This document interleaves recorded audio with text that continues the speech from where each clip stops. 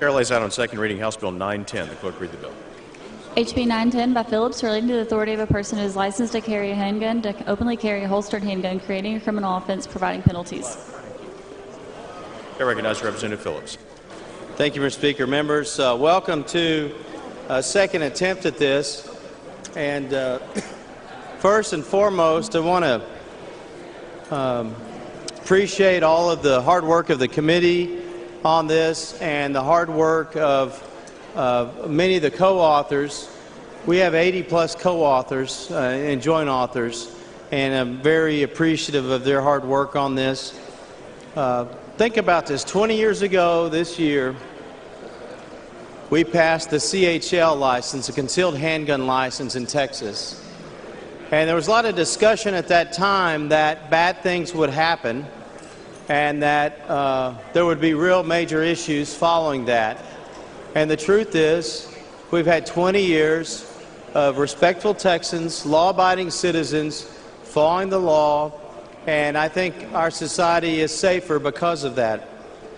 HB 910 does a few simple things, but could have impact.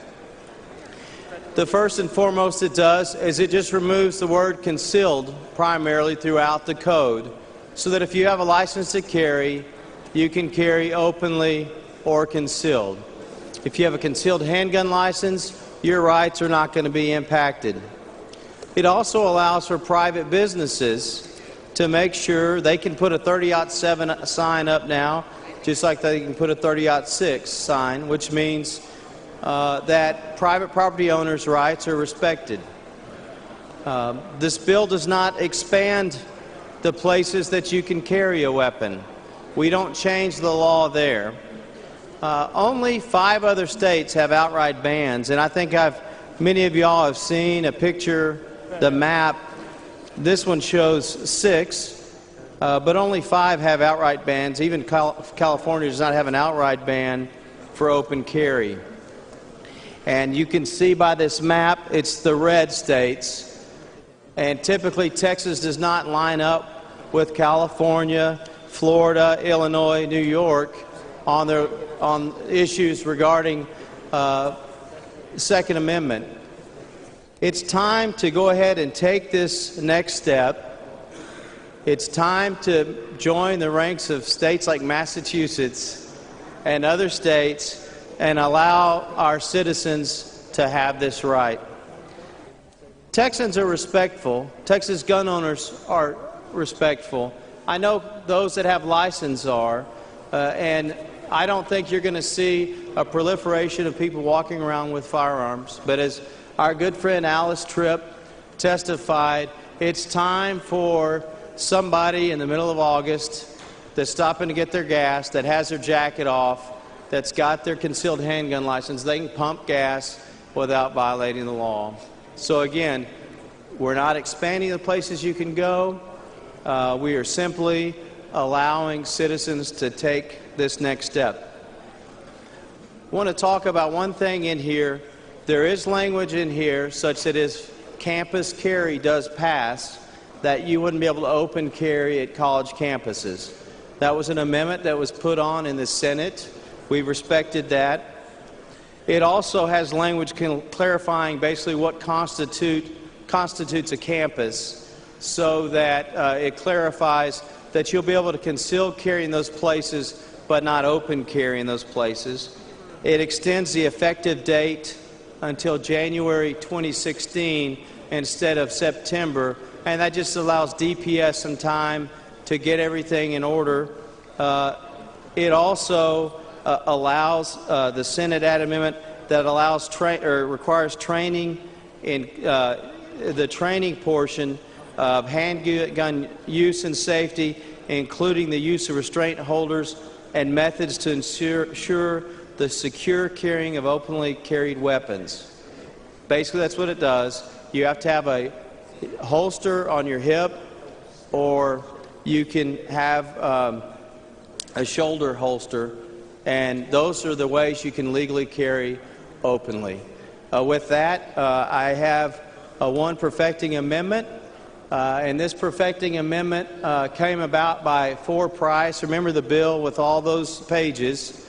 We had to, told us along the way that there may be bills we have to change coming up. And we changed the definition, or what we call nursing homes. And so we have to amend that. It's a perfecting amendment. It doesn't change anything other than a name to be consistent with that earlier bill. Following amendment, the clerk read the amendment. Amendment by Phillips. I recognize Representative Phillips. This is the perfecting amendment that just changes the name to make it consistent with what we're going to call those facilities. Mr. Speaker, Mr. Stickland, for what purpose? does the gentleman yield for a question? Phillips, do you yield for question? Yes. Gentleman yields. Representative Phillips, I was specifically curious whether this amendment directly deals with CHL license holders only, or does it deal with something else? We have that institution described in the bill, so we have to fix the name that we do that to make it consistent. But does this specific amendment address CHL license holders? Yes, it does. Okay, so it's your opinion that anything that deals with anything in the bill or a statute? No. Could you please explain? No, that's not the case. Currently, my bill specifically says a license holder cannot go on those premises. That's the current law, right? Dealing with a licensed holder, and this is just explaining that definition. I mean, it's just changing that wording. So it's just a change of where a CHL license holder can go? No. I think it's real simple, Mr. Stickland. In fact, let me get a copy of that amendment. We changed what we call nursing homes to nursing facility in the law. That's all this does. No. So if you have a problem with this, it doesn't really matter to me. I'll withdraw the amendment. Representative Phillips, it's not that I have a problem with it. I'm just trying to see what kind of amendments are acceptable. I have no perfecting amendments, and I would move passage then. Oh, do we have more amendments? Mr. Stickland, I'm sorry. I apologize. The amendment was withdrawn. Following amendment, the clerk read the amendment.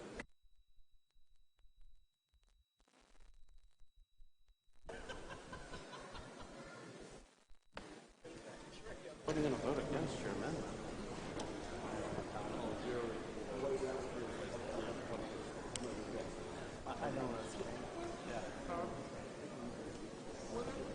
Amendment by Navarez. I recognize the Representative Nevarez. Which one is this one?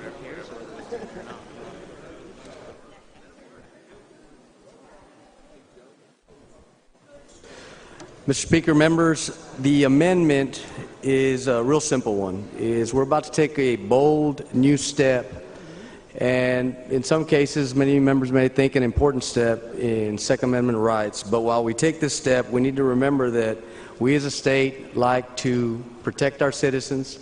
We like to think that as concealed handgun carry license holders that we create an aura of safety for our citizens because we have concealed handgun carry. And now as we move to, presumably, to open carry, that cocoon of safety that we create by legally carrying handguns out in the open will continue. And so in order to have this cocoon of safety that we're trying to create by passing this bill, I think it's important that we have people that are domiciled in this state actually be licensed to carry their handgun, whether it's concealed or open.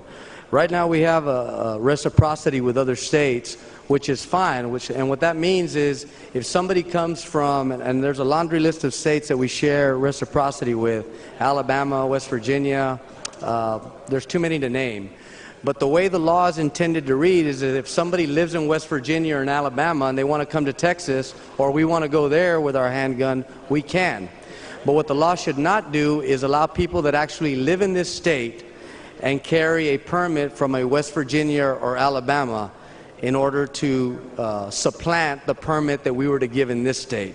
So my amendment, what it does is it would not allow anybody who's actually a domicile of Texas to carry a permit from another state. In other words, if you actually live in Texas, you must be licensed in Texas and not licensed in Alabama, not licensed in West Virginia, not licensed anywhere else. If we're going to do things the Texas way, which is the safe way, I think this amendment's a good one.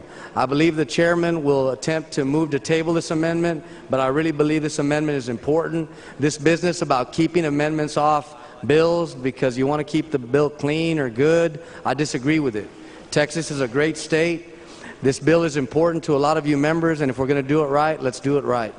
And so I ask you to vote not to table this amendment if Chairman Phillips asks you to table it. Thank you.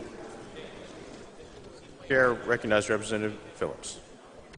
Thank you, Mr. Speaker, members, and I respect my vice chair, who does a great job on the committee, very conscientious and thoughtful about these issues, and I know he's really working through this issue, and I think it's something that we probably is ripe for discussion. I just don't think today's the time to have that discussion to fully understand the implications of reciprocity.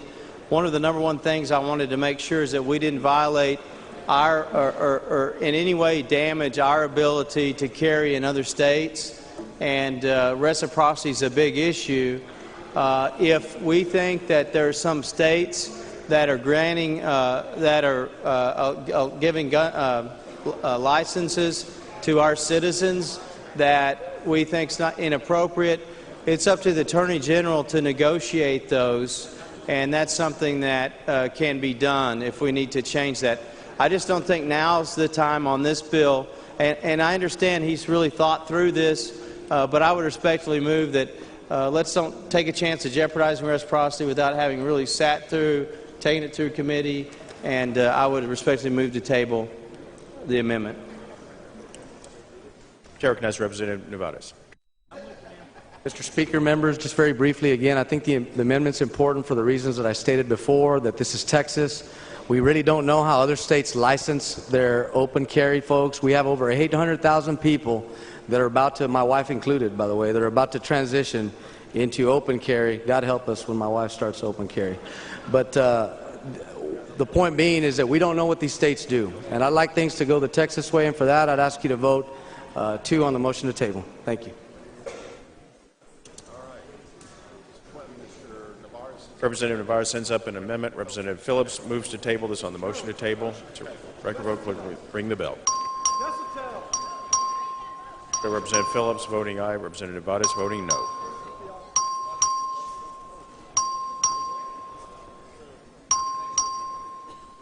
Show Mr. Lucio voting no. Romero, no. Show Mr. Turner Tarrant voting no. Show Mr. Longoria voting no. Have all members voted? Being 94 ayes and 42 nays, the motion to table prevails. Following amendment, the clerk read the amendment.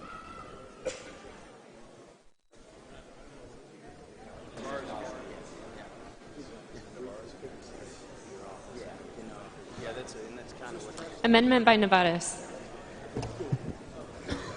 Chair recognizes Representative Nevares.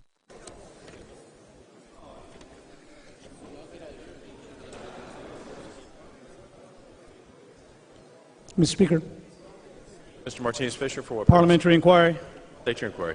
Mr. Speaker, I'm curious, under Rule 4, Section 8, I understand the rule sets committee schedules in cooperation with the committee coordinator. I understand by reading the rule that the rule says that the committee shall schedule regular meetings. Is that am I reading the rule correctly, sir?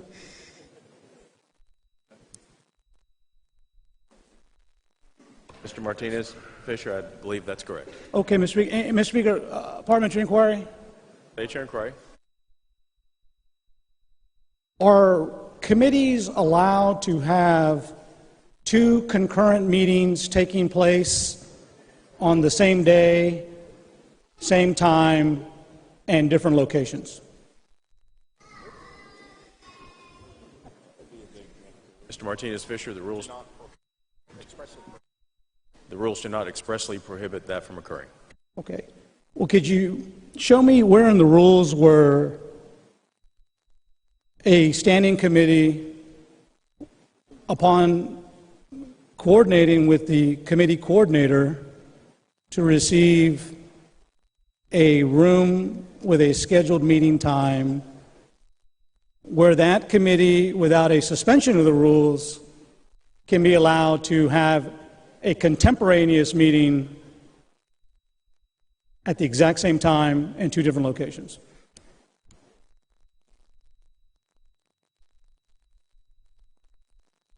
Mr. Martinez Fisher, the rules allowed the committee to have different forms of meeting at different times. I see that very, very clearly. I see that under Rule 4, Section 9. I certainly see that under Rule 4, Section 10.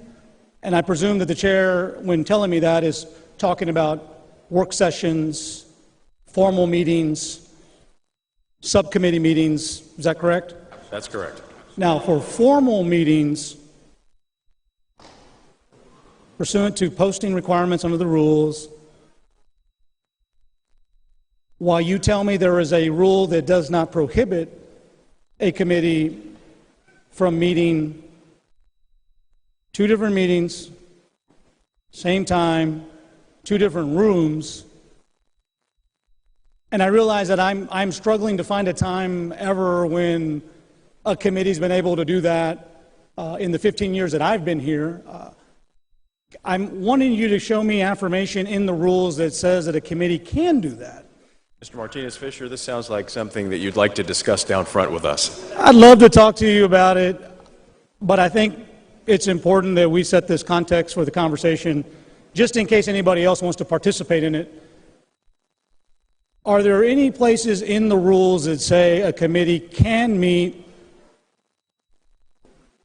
two meetings, same time, different locations? Martinez Fisher, the rules contemplate that committees can have different meetings at different times. On the same day? Yes, on the same day. So a committee, Mr. Speaker, pardon me to inquiry, if a committee of Homeland is a committee of 7 members, and to have the available quorum that you need to meet, how can a committee conduct its business two places, same time, two different locations, and be able to meet and have a quorum?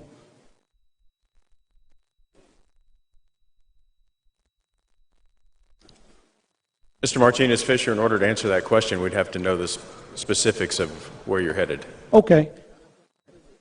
Under Rule 4, Section 13, I understand that the rule says that the rules of procedure of the House of Representatives, and to the extent applicable, the rules of evidence, procedure in the civil courts of Texas, shall govern the hearings and operations of each committee, including a calendars committee.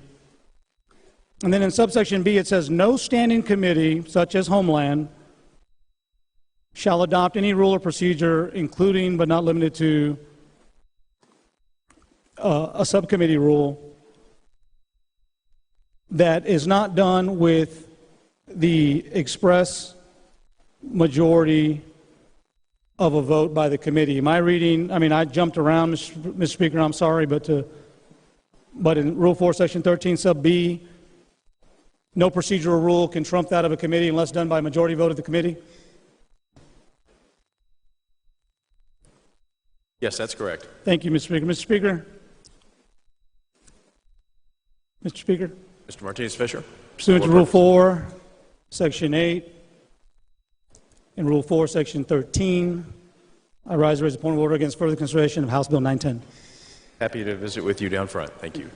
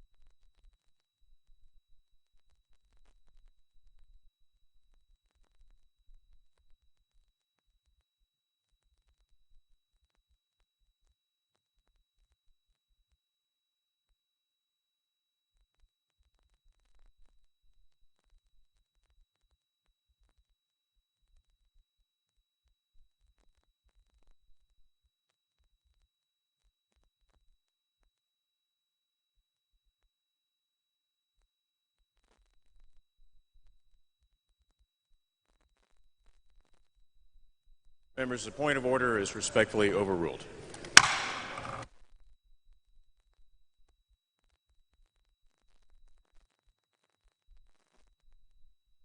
The following announcement, clerk.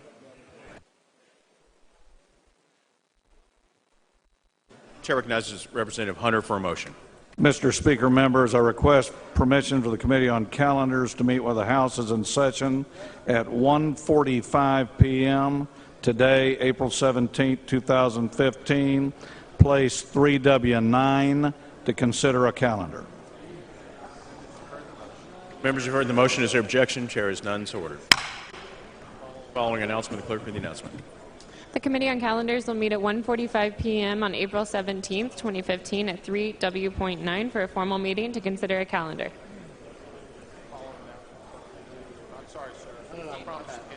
Following announcement, the clerk read the announcement. The Committee on Appropriations will meet at 1 p.m. Monday, April 20th, 2015 at E1.030 for a formal meeting to consider pending business. Chair recognizes Representative Navarez.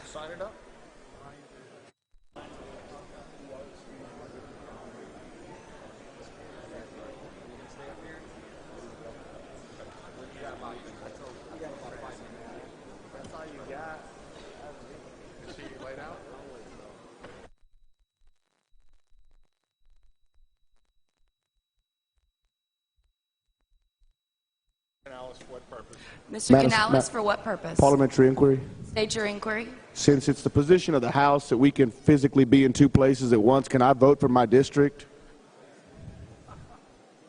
Thank you. Thank you very much for your question, Mr. Canales. Go get him, sir. All right, Representative Navarez. Mr. Speaker, members, I have a very good amendment that the Texas Association of Business loves. And for those of you who are enamored of scorecards, they're going to be scoring this one, I believe, for you. So currently under Texas law, we have what we call 30-6 signs, which businesses and private property owners can post, which would discourage people that have concealed handguns from carrying them onto the premise.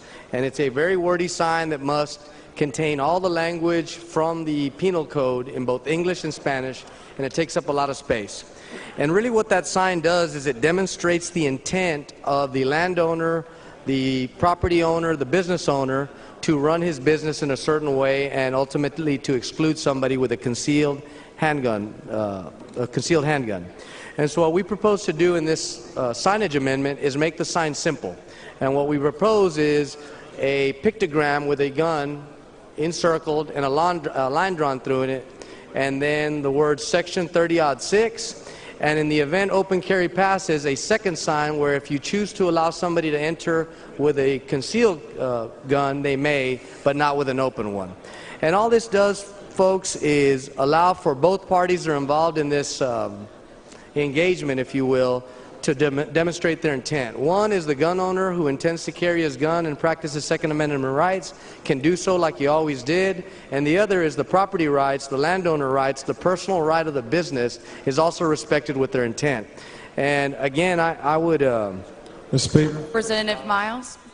Parliamentary inquiry. State your inquiry. In House Rule Resolution 4 that we adopted on January 15th, we adopted some substantive and non-substantive changes to our House rule. Is that correct? Yes, that's correct. In fact, the inclusion of a criminal justice information was new to the House rules and added this session. Is that correct?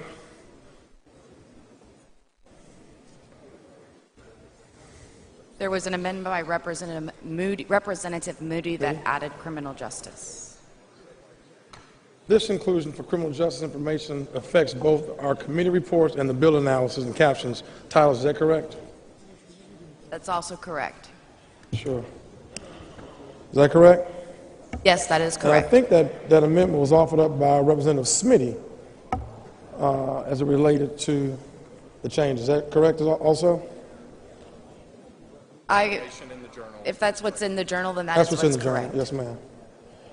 I want to discuss how this new requirement for criminal justice information affects our committee reports. It's my understanding that our current House rules now require committee reports on bills and resolutions to include the statements of whether or not the bill resolution will create a criminal offense, increase the punishment for an existing crime and category of offense, or change the eligibility of an individual for community supervision, probation, parole, and mandatory supervision. Isn't that what we decided on?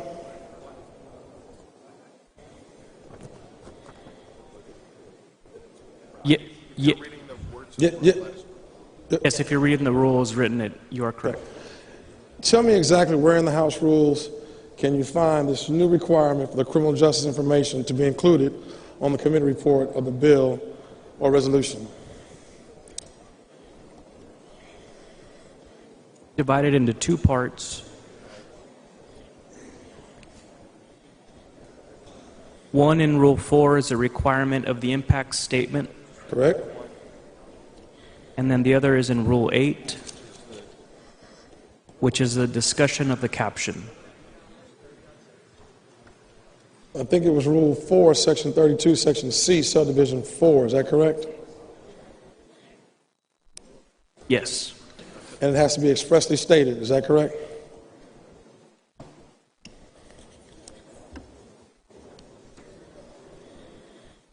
Yes, the language as read is the language in the rule. Okay.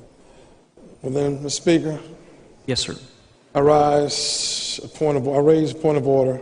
The further consideration of HB 910 under Rule 4, Section 32, Subsection C, Subdivision 5, the rule of the House 84th Legislative Session, because the bill analysis does not specify and expressly indicate whether or not the bill creates a criminal offense, increase the punishment for an existing criminal offense or category of offense, or changes the eligibility of a person for the community Bring your point of probation order parole. down front. Accused Representative Hunter, Guerin, Sarah Davis, Huberty, and King because of a calendar's committee meeting on the motion of Representative.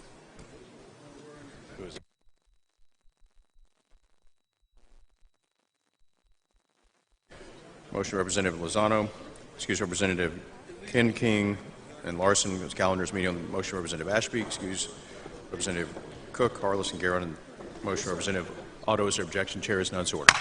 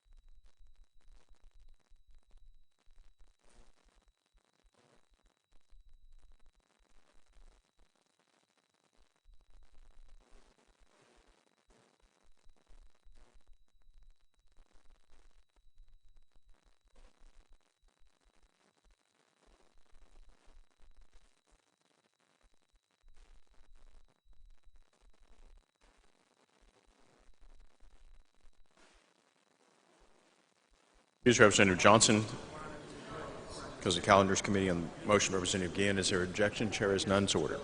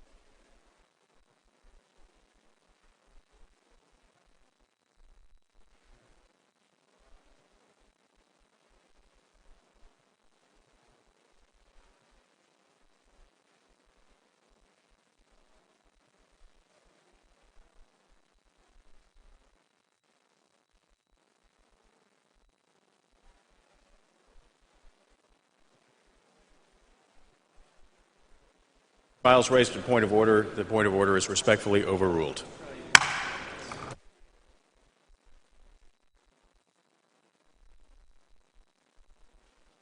Chair recognizes Representative Navarez. Mr. Speaker, members, just to wrap up what I believe to be a very pertinent and good amendment that is, again, endorsed by the Texas Association of Business is it's simply allowing and codifying the landowner, the private property rights intent. And that intent is to respect that business with the fact that they don't want firearms on the premise, which I think should be easy enough to do. The signs would be created by the DPS. They'd be 8.5 by 11. They'd be consistent.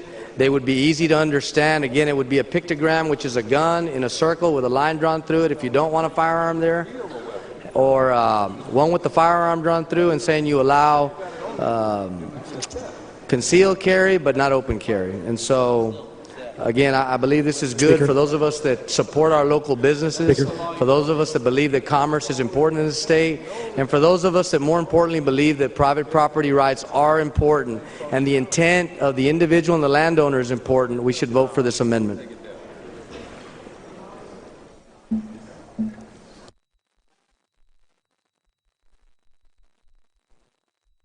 I recognize Representative Phillips in opposition to the amendment. Thank you, Mr. Speaker. Members, I appreciate the sentiment that we're talking about, because that's one of the things we wanted to make sure is two things. One, to preserve the right of concealed handgun carriers and then those that are going to be carrying open, and to make sure businesses could differentiate and say, you know, I want to have keep the old way, but I may not want to do open carry, so we're going to have 30-07. So we have an additional sign that they can do. There's been a lot of discussion about this, so there are those that want to make it a whole lot easier to go back 20 years. We've not had issues 20 years. In fact, it's hard to see, we don't see many of those signs, but it's important that we keep the signs the way they are, because concealed handgun license holders understand what that sign looks like. They look for that sign when they go somewhere. They go and it needs to be big enough that when I'm out in my car, I can see up there and say, oh, okay, I don't need to take my weapon here. It's not welcome. So they don't have to go up to the door and then return. And that's really what this, why I'm going to move to table this. I've got a picture. There's a movie theater in South Austin that has a sign up, and it's very visible, far enough, but it's not so large that it creates an issue. And so what this does is we're going to probably see 30-07 signs, and won't see any more of these 30-06 signs than are already in existence today. So with that, I respectfully move to table. Chair recognizes Representative Navarez. Mr. Speaker, members, it's simple. We need to respect the intent of private property owners. This sign does that, and we built into the bill, assuming that today's legislation would pass the House and the Senate, it allows for both signs, which would accommodate 30-06 should it not be the law, or should it stay the law, or 30-07 should it change. And again, all we're looking for is to make things a little bit more simple and a stated intent from a landowner, a business owner, a private property owner, or a leaseor. And with that, I close. And I urge you to vote no in tabling the amendment. Thank you.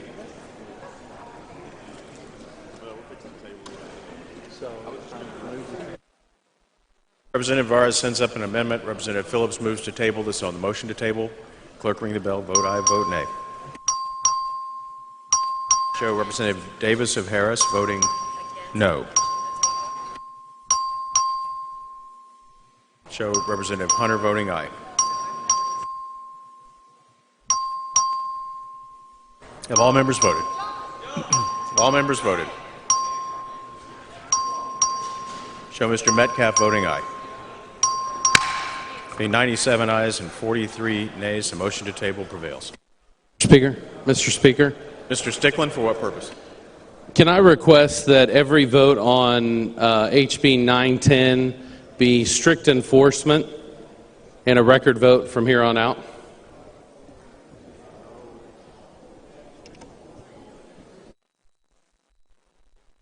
Thank you, Mr. Stickland.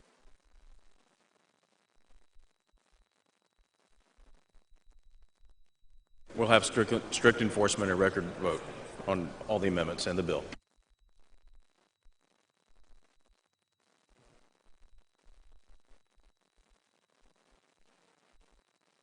Excuse Representative Clardy because of important business of the district. Motion Representative Ashby. Is there objection? Chair is none. So ordered.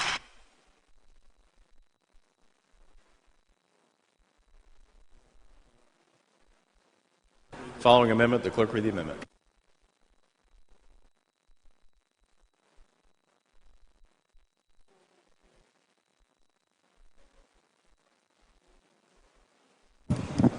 Amendment by Canales. Mr. Speaker, members, I'd appreciate your attention. This is I think, a real common sense amendment. Currently, most law enforcement requires a level 2 holster. This is a holster where somebody can't randomly come and jerk your gun out of your belt, or if you're sitting at McDonald's and your gun falls out of your holster, this thing holds your gun in, and it requires a safety latch. These are the minimum safe holsters for law enforcement, military, and security personnel. And the reason being is so somebody can't come and yank it out of their pants. Somebody can't come and take the gun, and that's one of the biggest concerns with open carry is somebody taking your gun away from you.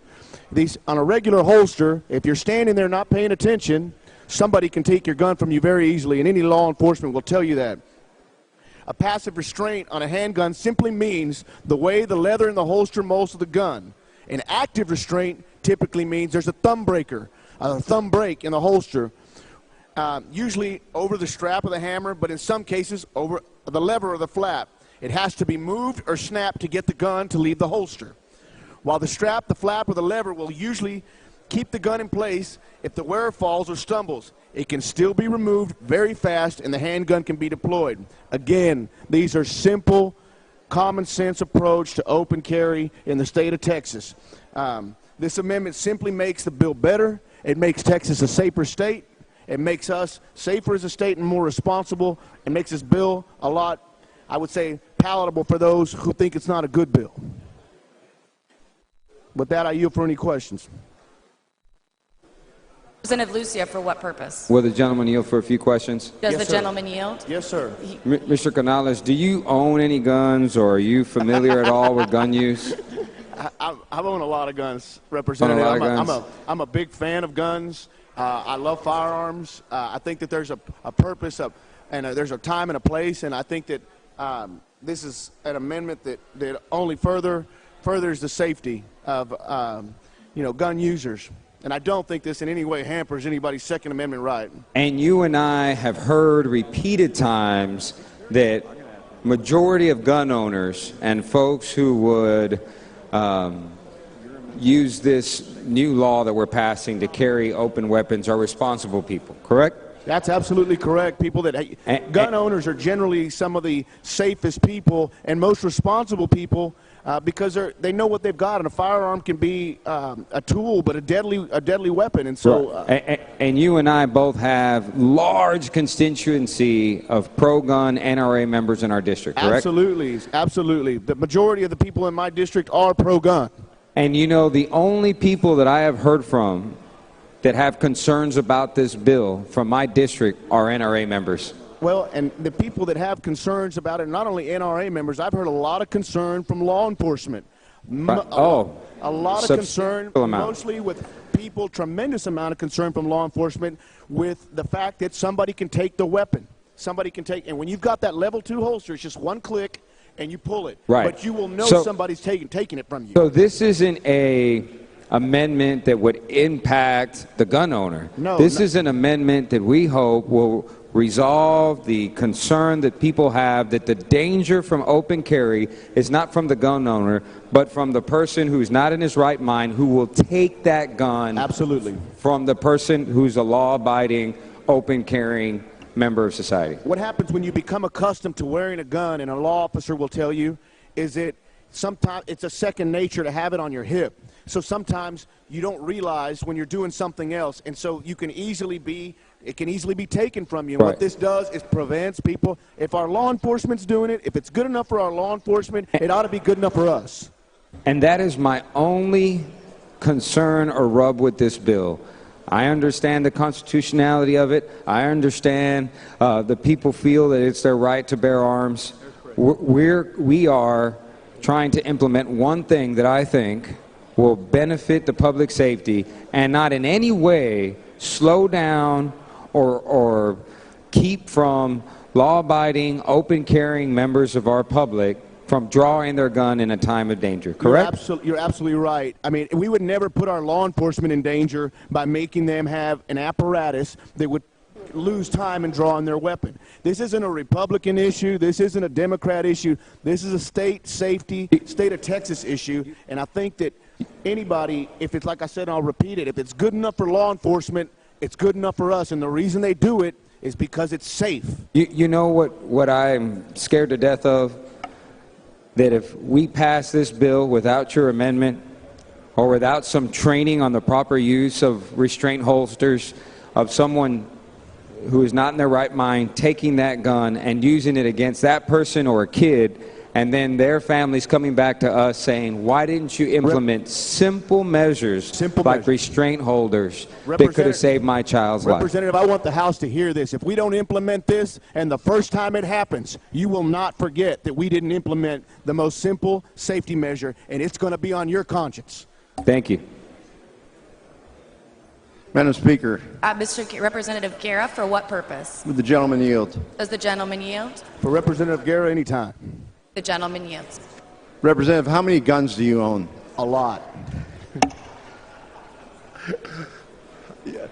Your amendment is simply safety, especially in the advent of children coming in, the unknown presence of an adult that has a open carry pistol on them. It's just not going to let somebody yank your gun out of your belt. It's like I said, Representative, this is what our police officers are using, and for good measure, because they've always got a gun on them.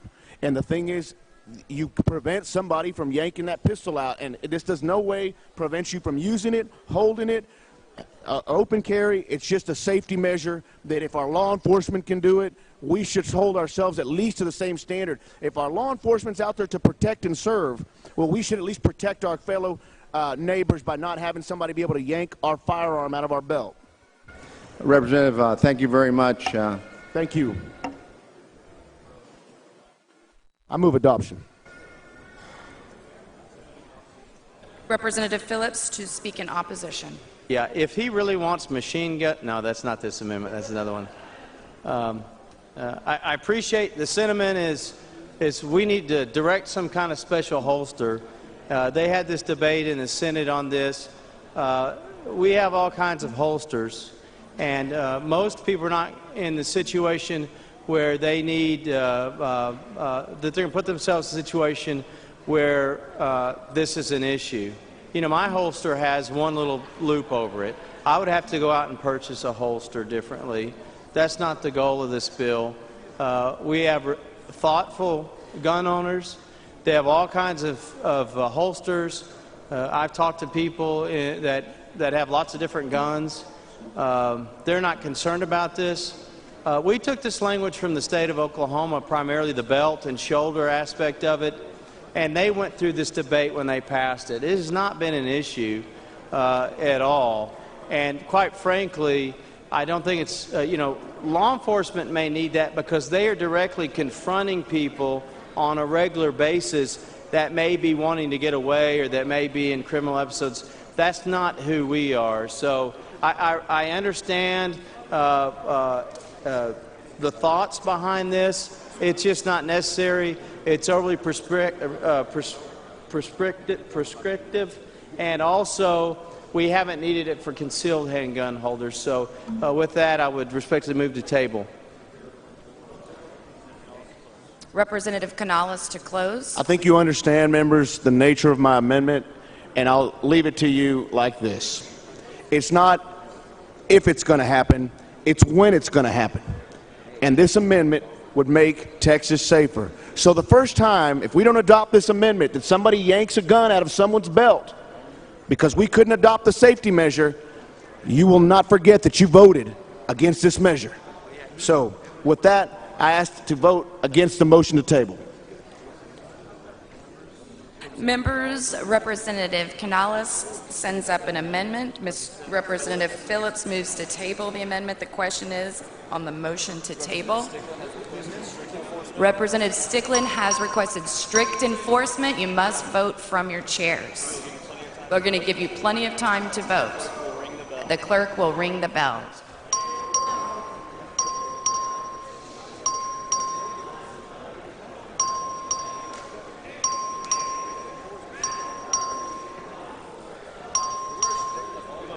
Have all members voted? Strict enforcement, Representative White, you need to vote from your chair.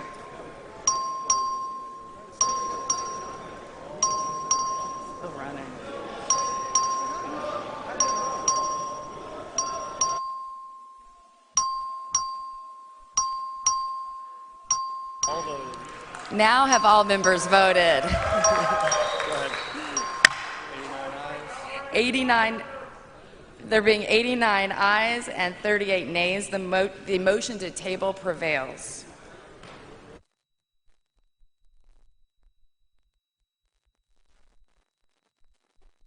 Following amendment, the clerk will read the amendment.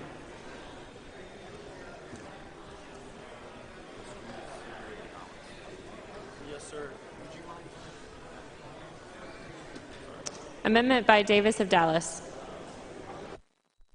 Chair recognizes Representative Davis of Dallas.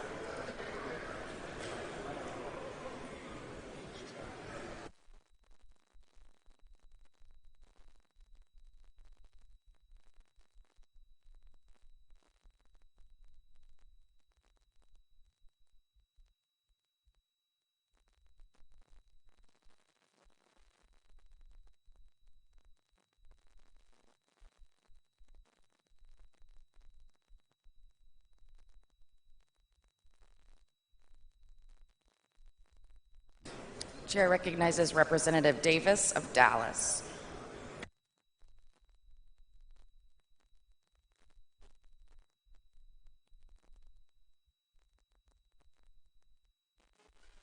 You like it?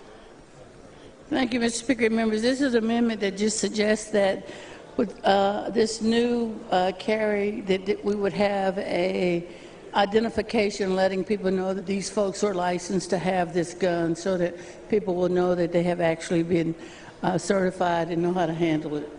I think it's a good amendment, and the chairman, you like that?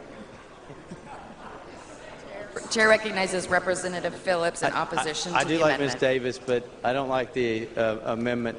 What she wants to do is make you have to go around and have the ID in some way displayed when you have the license. Again, we can try to manufacture or think about all these ways to make things simpler, but it's pretty simple.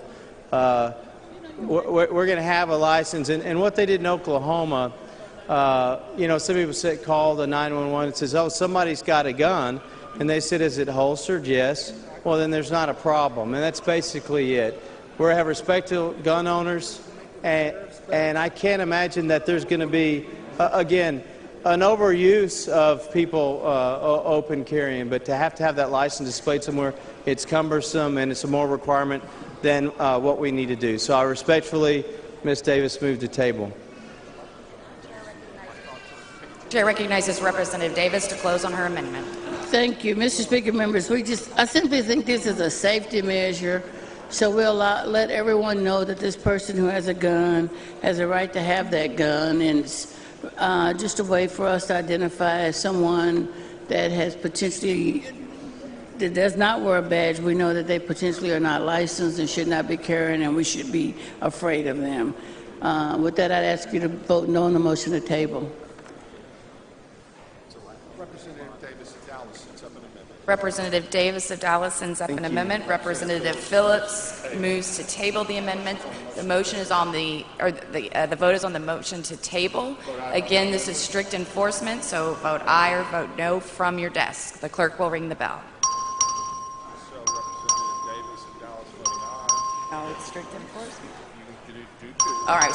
Please show Representative Davis of Dallas voting no and Representative Phillips voting aye. But you have to vote from your desks.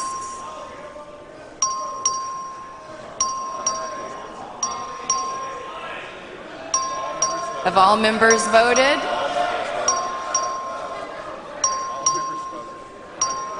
Waiting for her. Have all members voted? All right, take them out. There being 88 ayes and 35 nays, the motion to table prevails. Please excuse this one. Please excuse Representative Ken King and Representative Chris Patty because of important business in the district on motion of Representative Kimple. Please excuse Representative Clardy because of important business in the district on motion of Representative Ashby. And please excuse Representative Mary Gonzalez because of important business in the district on motion of Representative J. Rodriguez.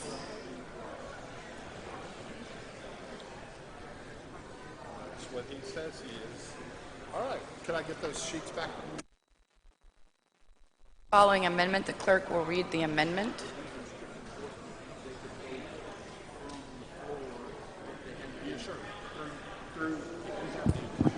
Amendment by Dutton.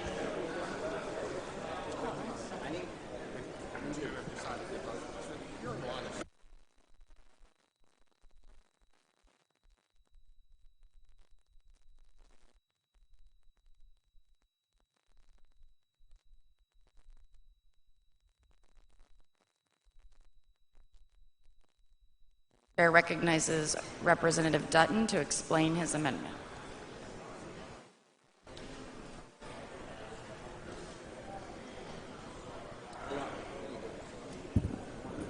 Mr. Speaker, members, we authorize people to drive vehicles in this state, but one of the things we require is that they have liability insurance. What this amendment does is says that people who exercise their right to carry will also have liability insurance. That's what this amendment does, and I hope you'll vote for it. Thank you. Did you withdraw it? What? Did you withdraw it? No, I said after you approved it. After you approved it, I was going to. After you said you accepted it. Oh, why not? Chair recognizes Representative Phillips. Thank you. I've had this conversation with my desk mate some, and as I told him, we're going to move to table this amendment. If you look at the statistics and for accidents and injuries related, automobile accidents are so much higher. Guns are very insignificant in those numbers. Now, individually, that's impactful, but we're not going to increase the cost on citizens' right to have their Second Amendment. We've had 20. Representative Turner, for what purpose? Will the chairman please yield? Just a second. I'd be glad to in a second. Chairman We've does had not 20 yield at years. this time. We've had 20 years of success, and this has not been an issue. This would be something that probably they may have discussed 20 years ago in this very chamber, but that's not necessary today. So I'm going to move to table, but certainly would be glad to talk to. Thank you, Mr. Sylvester Turner. Thank you. The gentleman yields. Representative Phillips, why would we not, though, require people that carry guns to have insurance? It seems a reasonable request. Well, I could start and first to say, when I start with the broader picture, I don't see that in the Second Amendment of the Constitution that it says you have a right to bear the arms if you have insurance. And I know that's probably right. Some would argue that anybody should be able to carry a gun. Yeah. That there shouldn't be any restrictions. Exactly. So why then would you exactly. be? Are you supportive of the constitutional right to carry? Then I'm very supportive of the constitutional right to carry, and I think is this a constitutional right to carry bill? This is allowing under our Constitution to allow us to. But is do this that. a constitutional right to carry bill? The Constitution allows it under this. But No, Mr. Turner, what I'm saying is. That's just the first and foremost. If you would like to make this a constitutional right to carry, you're might have a chance to vote on that in a little bit. Okay. Well, are you going to accept that amendment? I might, if you keep talking it up. It sounds like. Well, let's just stop and let me just bring down my amendment to have a right to constitutional carry. Let's just end it right now. If you tell me you're going to accept it, I go down there and I'll write it up. What I do know, Mr. If I write it up, will you accept it? Mr. Turner, will you listen? What I do know is that the Senate set basically the parameters of this.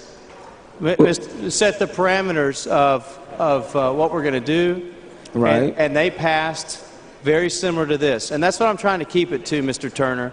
They debated the insurance, and so, Mr. Turner, I just disagree that insurance is necessary, and that's why I move to table. Right, and I understand, Chairman. I'm just saying that to me, when people should be responsible. That's the only thing. I think that's what Representative Dutton is getting to. People should be responsible. But to the extent people are non-responsible, there ought to be insurance. That's the only thing I think that's what he's asking for. I agree, responsible, and I think we've had 20 years demonstrated responsibility of license holders, and we'll continue to do that with all due respect. Thank you. I move to table. Chair recognizes Representative Dutton. Thank you, Madam Speaker and members. I don't think it's unreasonable to ask the people who decide to exercise their right to carry, nor do I think it encroaches on their constitutional right at all, that we would ask them to have liability insurance for any negligent use of the handgun. That's really all this does. It says that, look, we're going to let you do it, same as we do to let you drive your car, even though cars don't rise to the same level, I suspect, as a constitutional right does. But the reason we require insurance on a vehicle is because we recognize there's an inherent danger sometimes in accidents resulting from collisions. Now, Mr. Phillips says that, well, the accidents don't bear out the responsibility in terms of handguns. Well, I beg to differ with that a little bit. You know, a fender bender, which most of the accidents in vehicles happen to be, don't involve great injury. But if someone causes an injury with their handgun, for the most part, I would suspect that it is going to be a major injury, not some minor injury that occurs or results from having a fender bender at all. That's one of the reasons I decided to offer this amendment, because I think it's important that we as a body tell the folks in our districts, we want you to exercise your right to carry, but we also want you to exercise your obligation to be responsible for any negligent use of that weapon. That's really all this does, members. I would ask you to vote no on the motion to table.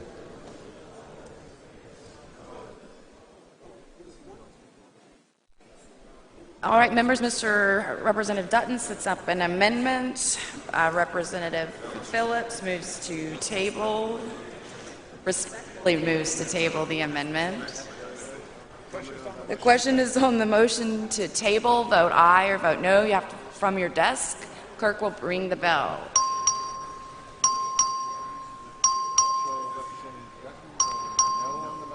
Representative Dutton is shown voting no on the motion to table.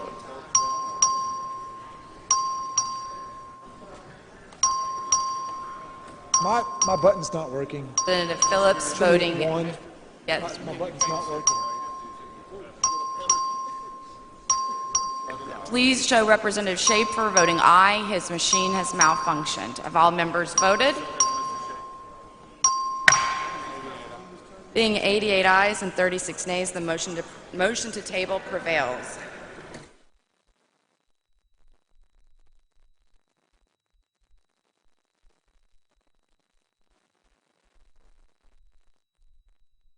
Following announcement, the clerk will read the announcement. Sorry, members. Chair recognizes Representative. Back up, Chair recognizes Chairman Keffer.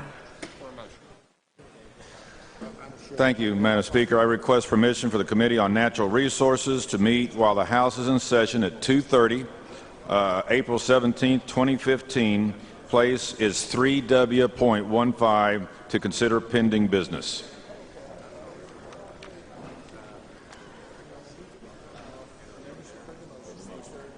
Members, you've heard the motion. Is there objection? Chair hears none. So ordered. Following announcement, the clerk will read the announcement. The Committee on Natural Resources will meet at 2:30 p.m. on April 17, 2015 at 3W.15 for a formal meeting to consider pending business.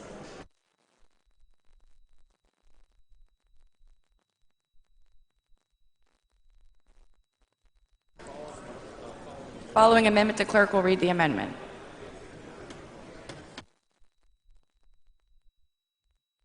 Amendment by Canales. Representative Stickland, for what purpose? May I move that the exchange between Representative Turner and Representative Phillips be reduced to writing and placed in the journal? Yes. Thank you. Was there objection? Chair hears none. So ordered.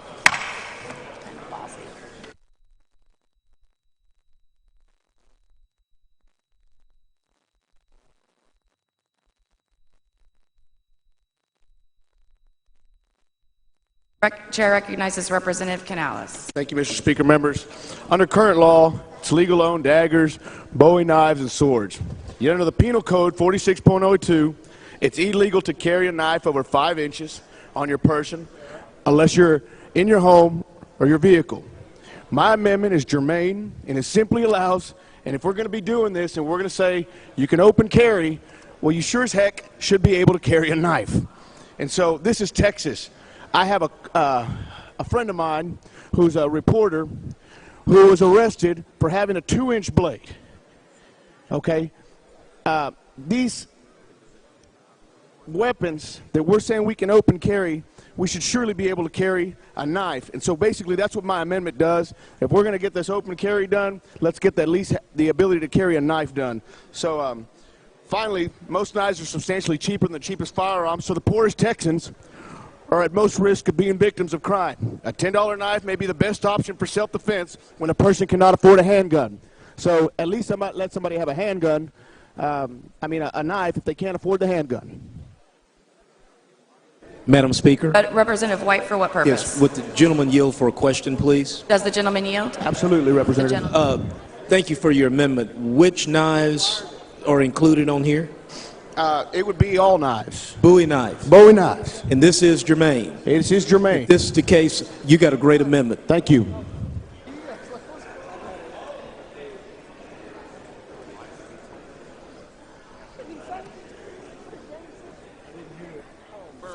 Yeah.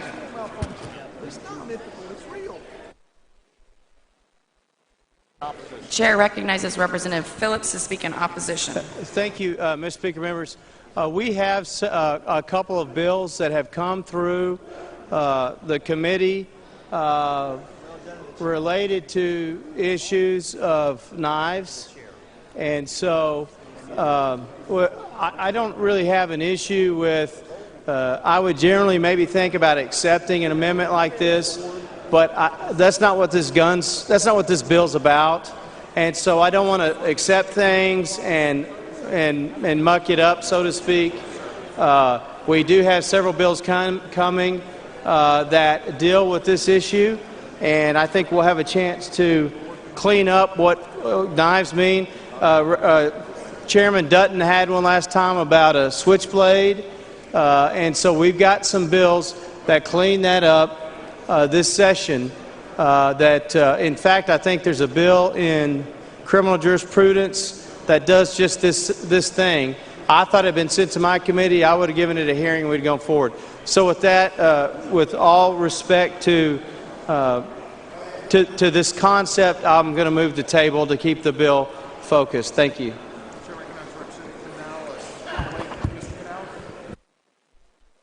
Please excuse Representative Celia Israel because of illness on motion by Representative Donna Howard, and excuse Representative Ana Hernandez because of illness on motion of Representative Lucio.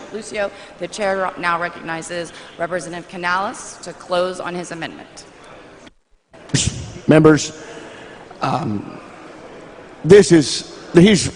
The representative is right. There's several measures that are coming this way, but we don't need to waste any time with those. Let's get this done right now. If you can carry a gun, you can carry a knife. If you're pro being able to open carry, then why wouldn't you vote for this amendment? This is common sense. This is Texas. If you can carry a pistol, you sure should be able to carry a knife. I think you should vote for this amendment and vote against the motion to table. Thank you. Representative Stickland, for what purpose? Does the gentleman yield for a question? Does the gentleman yield for a question?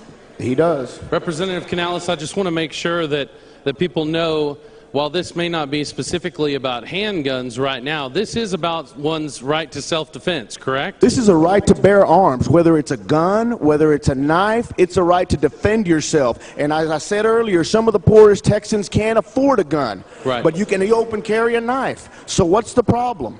I like your amendment. Thank you, Representative.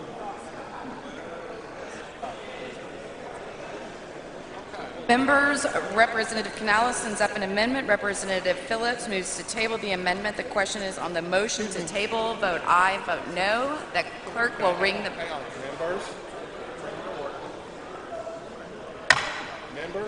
Members. Representative Canales sends up an amendment. Representative Phillips moves to table the amendment. The question is on the motion to table. Vote aye or vote no. So Representative Canales voting no. Representative Phillips voting aye. The clerk will ring the bell. Have all members voted? So Speaker Craddock voting aye. Have all members voted? There being 72 ayes and 53 nays, the motion to table prevails.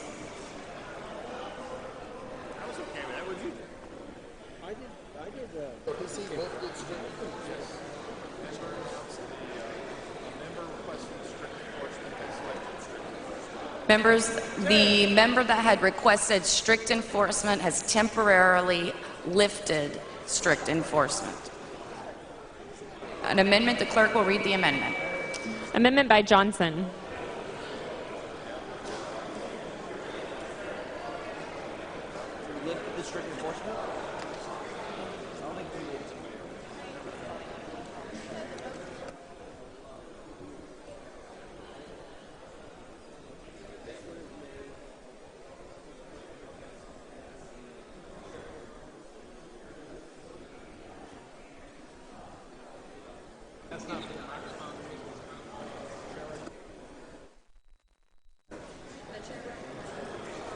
Chair recognizes Representative Johnson. Thank you, Mr. Speaker. Members, what I want to talk to you all about right now is an amendment that will demonstrate our commitment to the concept of local control. I think, and probably rightly so, this chamber, this body, has come under some scrutiny lately about our commitment to local control. And so what I want to talk about is allowing our municipal organizations, our cities, above a certain size to make a decision about how they want to proceed with open carry. You may have heard that most states allow open carry in this country. It's very true. A lot of states allow open carry. And it's also true that the states that don't allow open carry, the few that don't allow it, happen to have the largest cities in the country in them.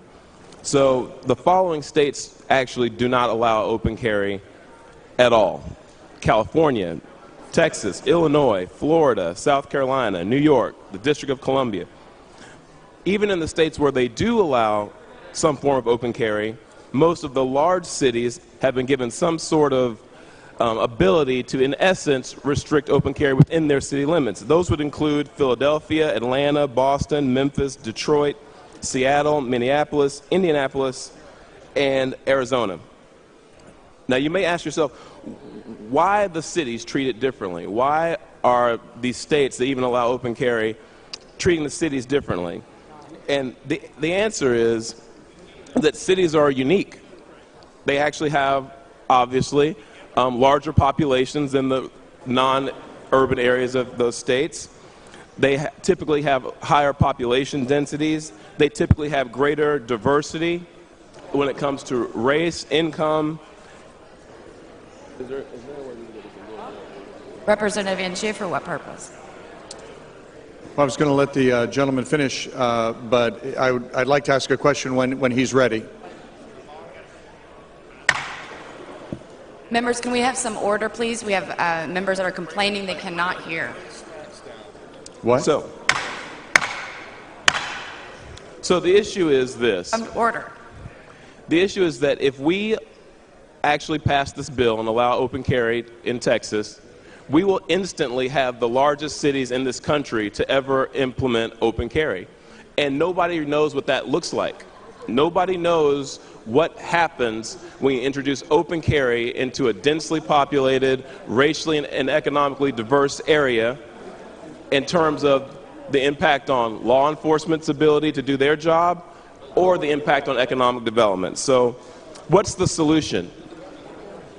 We don't need to address the issue of restricting open carry around the state carte blanche, just across the board.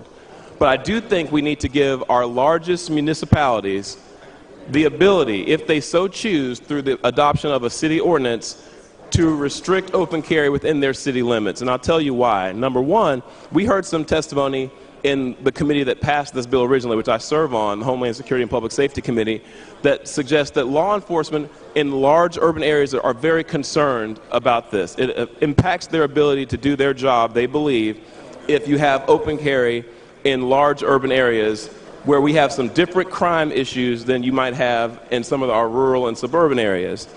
Number two, you have an economic development issue. Cities are largely in the business of marketing themselves to other parts of the country to attract businesses, to attract residents, and open carry may or may not fit with the reputation, personality, the image that a certain city might want to convey. And that should be up to each city to decide.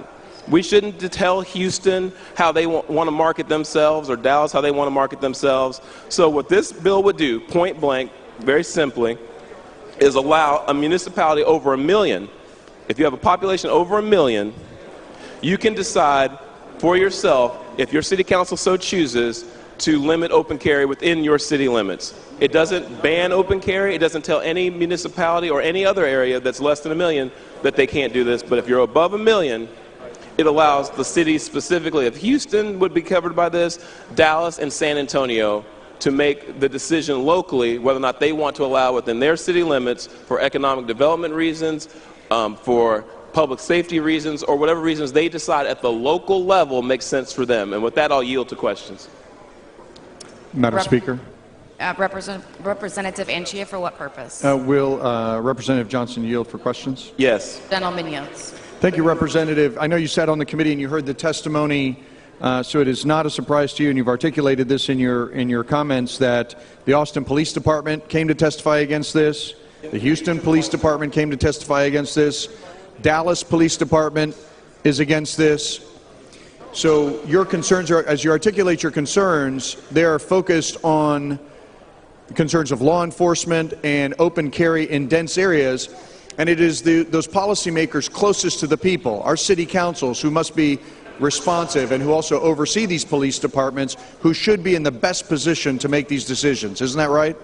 I agree with that statement, yes. And yes, we did hear testimony from Austin PD and from Houston PD. Those are the ones that I remember. I can't remember if there was anyone else that said that it would be their professional opinion, policing a large city, that this would actually make their lives more difficult. It would make it harder for them to do their job in a large urban area. And we frequently hear the concern by advocates for bills like this that this will make things safer. But in fact, law enforcement has suggested in testimony and in their opposition to this bill that the opposite is true, that their job is made harder and things are made more dangerous. I want to be very upfront, very clear, and very forthcoming with the entire body. I don't know what the result will be, and I don't think the law enforcement knows what the result will be, but their professional opinion is that introducing open carry into large, densely populated major metropolitan areas will cause some problems. They don't have a crystal ball, so they can't tell you for sure, but that's their position. That's the official position they took in the committee. Are your constituents screaming out for open carry, Representative Johnson? No, they're not. I mean, is there a groundswell in Dallas, and we have adjacent districts that we represent? Is there a groundswell from the business community, from law enforcement, from community groups that there's a problem that will be solved by open carry? I'll answer that question this way. I'll say no, in my district it's not. But I also recognize that there may be districts around the state where there is this outcry for it. And I want to respect that. I really do, which is why this is a local control amendment. This says if your municipality wants to do this, they can do it. And if they don't want to do it, they can't. This is all predicated on the idea, basically, that the U.S. Supreme Court has never established that the Second Amendment gives you the right to openly carry. So this is not a violation of anyone's Second Amendment rights for a municipality to say that we won't allow this form of carrying of a weapon in our city limits. And in fact, the largest city right now on the list of major cities that ostensibly has open carry is Arizona. But if you read their law, they have a carve-out for federal, state, or local laws prohibiting weapons. So they actually allow their municipalities to, if they want to, pass local laws to say, not here, not here, not here. So this is not an unprecedented concept in terms of open carry. So what you're saying is this is unprecedented if this bill passes? It would be unprecedented for the largest cities in the country. There are places that have more like open carry like what we are proposing doing here, but not in any area that's as large as Dallas, Houston, or San Antonio. That's never been done. And the reason I talked about your district and my district, that if people were crying out for this, if people perceived a problem that this was going to solve, they might actually lobby their city council member to be in favor of it, right? That's true. Yes. And your bill would allow that, correct? I'm sorry, I couldn't hear that last question. Your bill would allow that. It would leave the policy decision to those people who are closest to our constituents and who also oversee the police departments in the big cities. That's correct. It will allow them to change if they want to change back. Again, it just gives the local governments the choice. It's local control, pure and simple. Thank you, Representative. I have had an amendment very similar to yours. I'm going to pull mine down, and I'll come speak in favor of yours. Thank you. Madam Speaker. Representative Turner, for what purpose? Mr. Johnson, yield for a question. Representative Johnson, do you yield? Absolutely. Hey, Mr. Johnson, you do represent a city that has a population of 1 million or more, is that right? I do. Okay. And is it not a long-established principle in this House that if a member can do something for their district or their community, and it doesn't really impact anyone else, we honor that member's wishes generally, do we not? That's generally been honored in this body since I haven't been here forever, but I've been here 5 years, and it's generally been honored. That's been my experience as well. So your amendment would in no way affect Mr. Phillips' district or any other members' districts here unless they represent Houston, Dallas, or San Antonio, is that right? Unless you represent a municipality that's over 1 million, it would not affect you in the slightest. And even if you do represent a municipality that's over 1 million, it would only come into play if that municipality voted at the local level to do this. Right, absolutely. Well, I think you have a good amendment, and I hope this body will honor the long-standing tradition of respecting members' wishes for their districts. Thank you. Mr. Speaker. Members, the gentleman's time has expired. There is an amendment to the amendment. Clerk will read the amendment.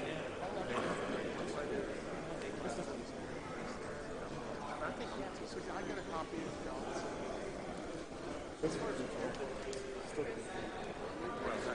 talking about county cities.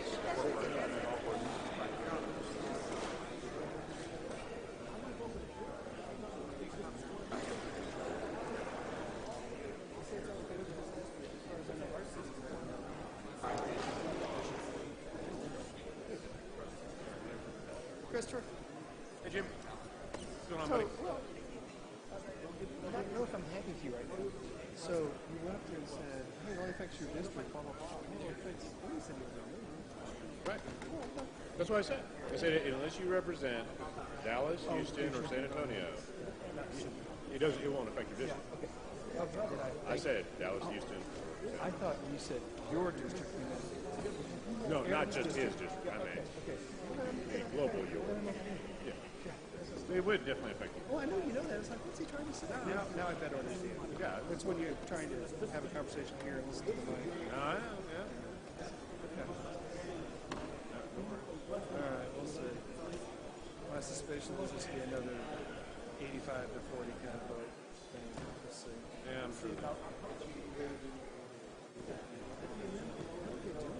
I don't know. It's kind of like we're all ready to go. It's like, you don't see this word. I agree.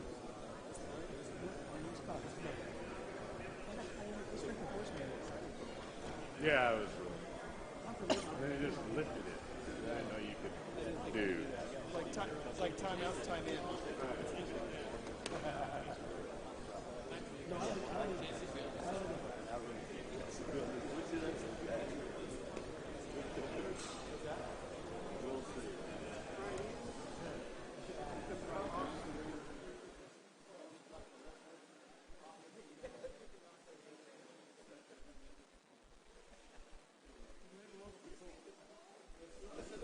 Liberty and local control. BKRP.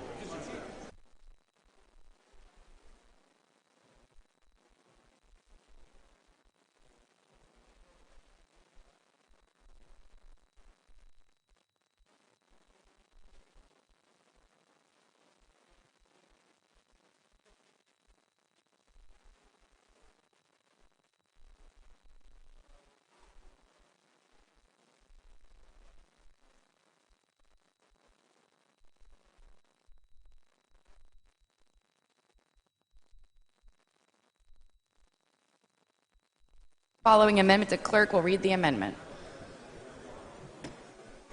Amendment by Rodriguez of Travis.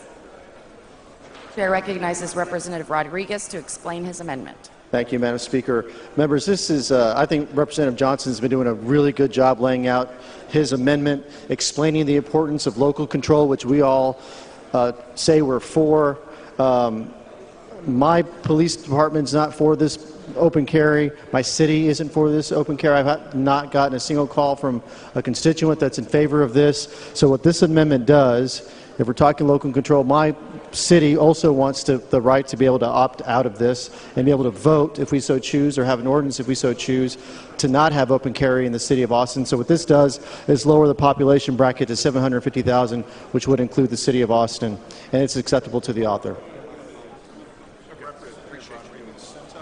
Representative Rodriguez sends up an amendment.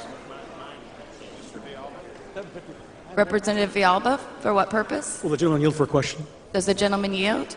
I yield. He yields. Will the 750 pick up any other cities other than Austin? So far we've got Dallas, Houston, San Antonio. 750 takes it to Austin. Are there any other cities other than those four? At this point, I believe it's just those four. I think Fort Worth is under 750. It's at 41,000, I believe. And so they wouldn't be included. But right now, it'd be those four cities. Thank you. Thank you. Representative Rodriguez sends up an amendment. The amendment is acceptable to the author. Is there any objection? Is there any objection? Chair hears none. The amendment is adopted. Now we're back on the Johnson amendment as amended. Is there anyone wishing to speak on for? Is there anyone wishing to speak on, for, or against the amendment? Mr. Phillips? Okay. Hang on 1 second. Hey, Mr. Phillips?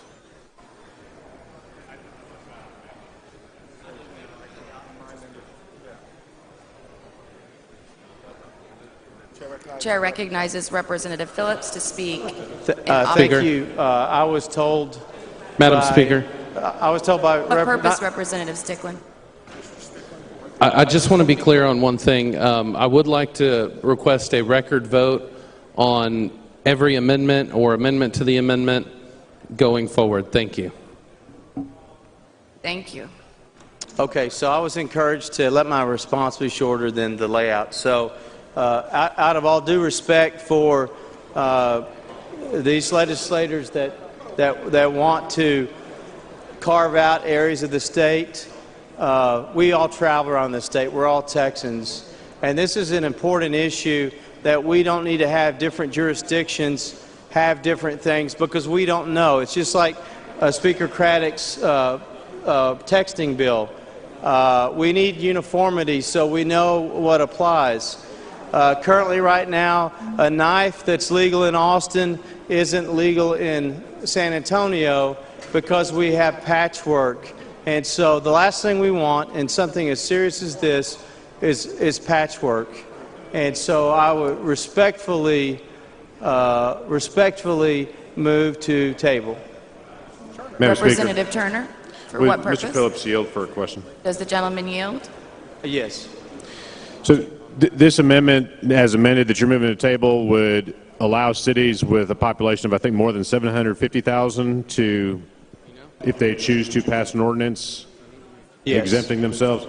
Do you represent any cities of 750,000 or more? No, I sure don't. Okay.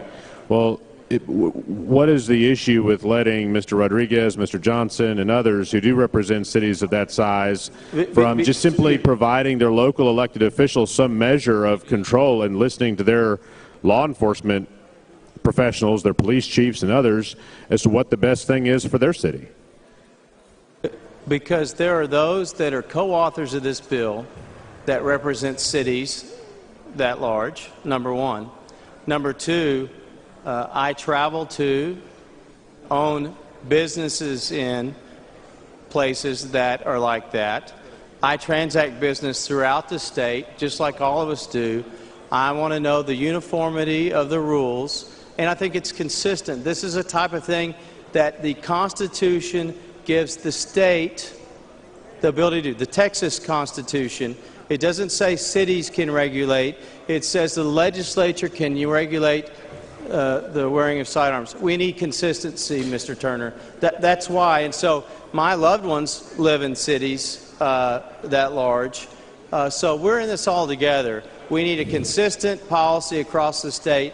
And that's the answer to your question. But you're aware that the Supreme Court has consistently upheld that cities have the right to enact reasonable regulations with respect to firearms, are you not? No, I think you misunderstand that. It doesn't say that the cities can go over and above the state's decision to do that. Well, we would be making it clear that they could if we put on this amendment. And again, it wouldn't affect your district. It wouldn't affect most of it wouldn't even affect my district. I wish it would, but right. It would shortly impact your district, probably within 3 years. It would what? I just didn't hear you. Well, I guess your city's growing pretty rapidly, so it wouldn't be long before it would be a while. It would be a while still. But for the reasons I've already stated, I think I answered your question respectfully. And to Mr. Johnson's earlier point, it doesn't bother you at all that Dallas, Houston, and San Antonio, if we pass this bill, would become the largest cities in the United States of America where open carry is permitted. Yeah. I think they have respectful, law-abiding license holders today, and I think they'll continue to have that. And I think the license holders in those big cities are just as law-abiding as those in the rural areas. Well, I agree that they are. Thank you, Mr. Phillips. I'd respectfully move to table. Madam Speaker, Representative Canales, for what purpose? will the representative yield for questions? Yes. Yield? He yields. I would just like Representative Phillips, and I'm just asking you respectfully, I want you to explain to this body how you just finished using an example that you want uniformity with knives, but you won't take my amendment. If this deals with the Second Amendment and the right to bear arms, and you specifically use knives as an example, and that was my amendment, how is it you move to table it but then say you agree with it? Mr. Canales, I'm sorry your amendment didn't go on. No, I'm not asking you to apologize. I'm asking you to explain yourself. Let me explain the question. I already explained it a while ago. No, you didn't. I'm not asking. I'm actually explaining the question. Would you like me to answer the question? If you don't want to answer the question, that's all right. I feel like you won't answer it. Okay. Representative Burkett, for what purpose? A question for the Speaker, please. Yeah, I would be glad to yield. Representative Phillips, I'd like to ask, living in the Dallas County, are my Second Amendment rights not just as important as your constituents' Second Amendment rights? I believe they are. I believe they are as well. Thank you, sir. Thank you.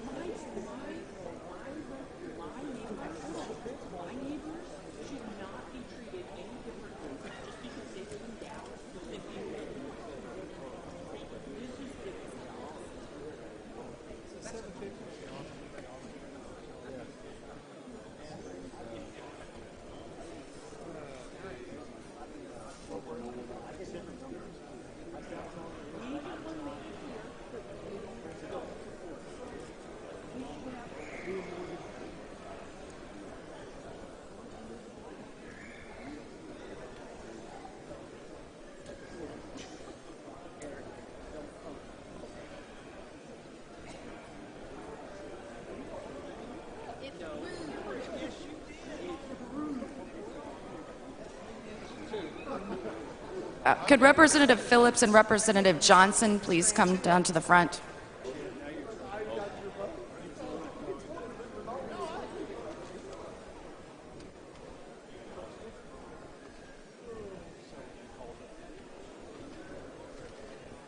Chair recognizes Representative Phillips. Apparently, Mr. Anchia wants to speak on this, so I'm going to temporarily withdraw my motion to table. Chair recognizes Representative Anchia to speak in favor of the amended amendment. Thank you, Mr. Speaker and members, and I appreciate you hearing me out on this. I had an almost identical amendment that I have withdrawn, so we won't have to deal with it later. I would like to weigh in on Representative Johnson's amendment because I think it makes abundant sense. Not only were large urban police departments testifying against this bill in committee, as was noted by Representative Johnson and in our back and forth. But then you have others who did not come to testify against it, have registered their opposition to this, including Dallas Police Department. And, you know, I believe that police chiefs in Dallas, city council people in Dallas, city government in Dallas knows what Dallas needs to keep its people safe. And when experts in the field, when law enforcement says that this will actually make our communities less safe, that's something that we should listen to. And while I heard Representative Burkett talk about Second Amendment rights on the back mic just a moment ago, I'd submit that Second Amendment rights are trampled by just allowing local control so that experts in law enforcement, city council people, can determine what the best policies are for their communities. In the district that I represent, nobody is crying out for open carry. People think that the current system works just fine. In fact, I believe that this is a solution. Mr. Johnson. Will the gentleman yield for a question? Gentleman yield for a question. I yield. Gentleman yields. Thank you. Before you go on about your district, I wanted to ask you a question. You just brought up the Second Amendment, and Representative Burkett and Sheets just went up to the microphone and brought up the Second Amendment. You're an attorney. I just want to ask you a question to get some clarity on the law here.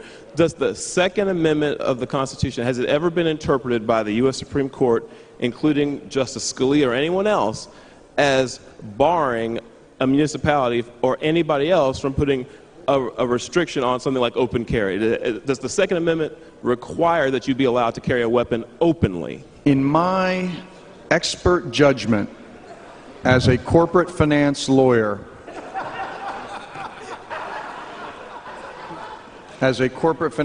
members, I'd say I do not believe that is the case, or I agree with your statement. Well, I'd love to hear from an attorney in this body who claims to be an expert on this area, because I have actually researched this, and I am no expert, but I have not seen any interpretation of the Second Amendment that says that inherent in your Second Amendment rights is a right to carry openly.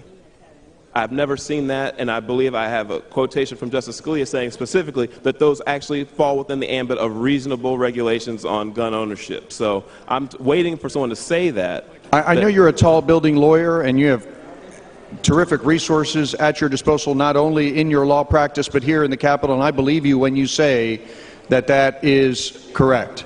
Now, members, I'm not an expert on constitutional law, but what I am an expert on is understanding that decisions are made best when they are made closest to the people and when they rely on experts in the field like law enforcement.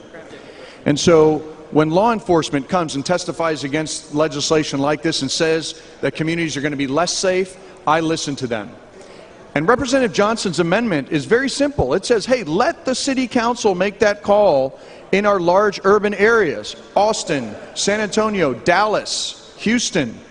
Not in your districts, just in these districts. Nobody in the district that I represent is crying out for open carry. In fact, I believe, and Representative Johnson, I'll come back to you in a moment, but I believe that this is a solution looking for a problem. And in fact, this is proffered, members, by the same groups that will come back session after session after session, ask for more and more and more because they need a reason for being. It's not about the Second Amendment. These are about outside groups that need membership and need scorecards. So this time around, it's campus carry. This time around, it's open carry. Last time around, it was private property rights that we trampled on. Next time around, it's going to be constitutional carry. These groups cannot be satisfied. And if you think you're just going to get away today with voting on this once, and next session they're not going to come back with something else, you're mistaken. We did stand your ground because we thought that's what needed to happen. Representative Munchia. We've done all these bills to satisfy these outside pressure groups, and what's happening is they're making our communities unsafe. I yield for questions. Thank you. I know others have questions to ask, so I'll ask you one more question. Do you not believe, or what is your opinion on whether or not the urban areas like Dallas, do we not have crime issues that are very different from rural or suburban parts of our state? Do we not have very interesting and different crime issues to deal with in those types of environments than other people in other parts of the state? It's like apples and oranges, Representative. It is density, it is versus sparse populations. The issues at play are completely different, and I think your amendment strikes the right balance and asks us to treat different situations differently and allows local control to carry the day. And that's why I'm speaking so passionately in favor of this. Mr. Speaker. Mr. Fallon. Gentleman, yield for a question. Yield for questions. Yes. Yeah, thank you. Gentleman yields. Representative Chia, were you aware that Representative Johnson's favorite Supreme Court justice was Anthony Scalia? I was not, and I suspect that's not the case. Mr. Speaker, this gentleman yield. Mr. Cheats, gentleman yield, Mr. Anchia. Yes, I yield for questions.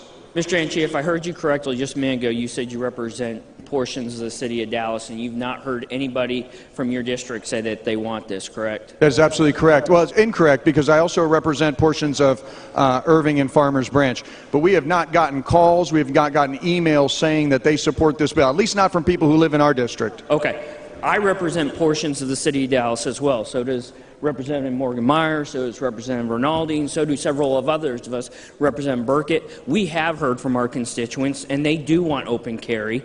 And I live in the city of Dallas, and I want open carry. So this isn't an issue that I think where we should be treating the residents of the city of Dallas any differently than the residents of the city of Arlington or Cleburne or College Station or any other city in the state. Well, then, you know what you should do, Representative Sheets? You should go lobby your city councilman and tell them, hey, we want open carry. And you can get all those scores of people that allegedly are calling your office from your district who want open carry and go down to City Hall and have them pass an ordinance in favor of that. Again, you're treating my residents differently because then they're going to have to do something no, your residents would be treated just like my residents. In order to get this right. Your residents would be treated just like my residents, Representative Sheets. And you could go down to City Hall and you could deal with DPD and law enforcement. And you could make the case, and I'm making the case today, Representative Sheets, that this is bad policy. If they do nothing, they have Any other questions?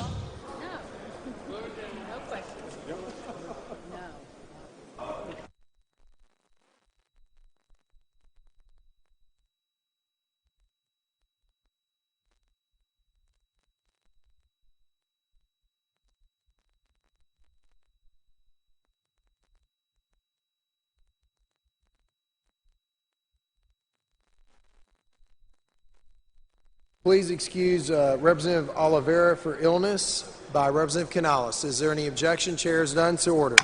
Chair recognizes Representative Johnson to close.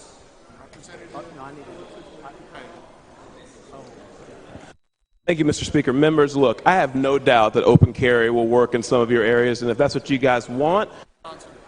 Mr. Phillips has moved to table. The chair recognizes Mr. Johnson to close. Thank you very much, Mr. Speaker. Like I was saying, I have no doubt that this will work fine in some of your areas, but in the large metropolitan areas, this has never been tried in this country. We don't know what it's going to look like. We're just asking for the ability in those cities to make that decision at the local level.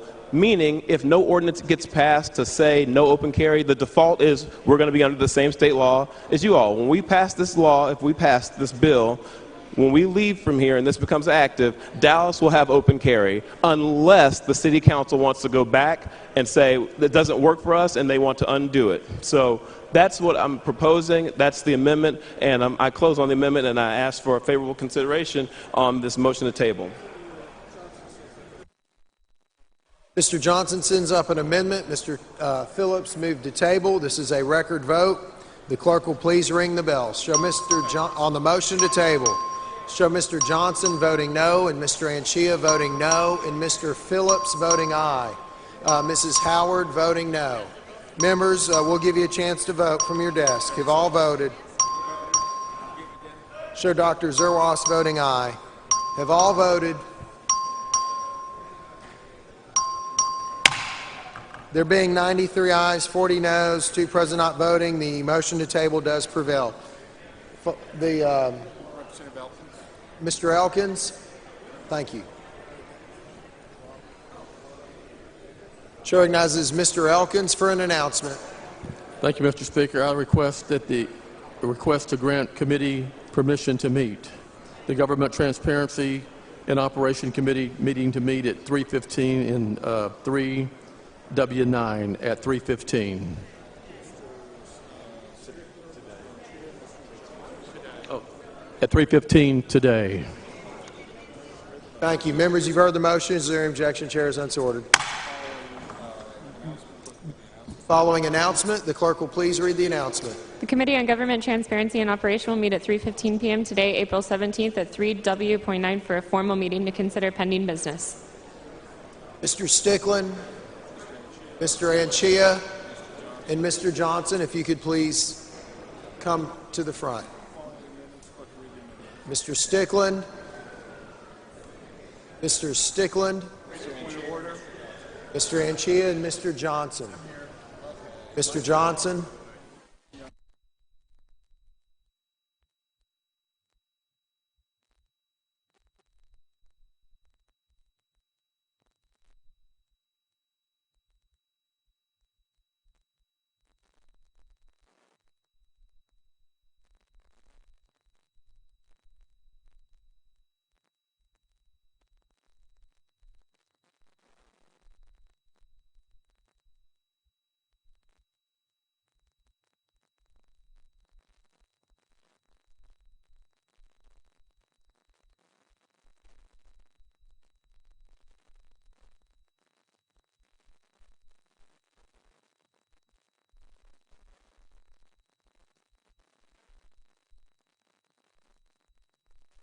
Following amendment, the clerk will please read the amendment. Amendment by Farias.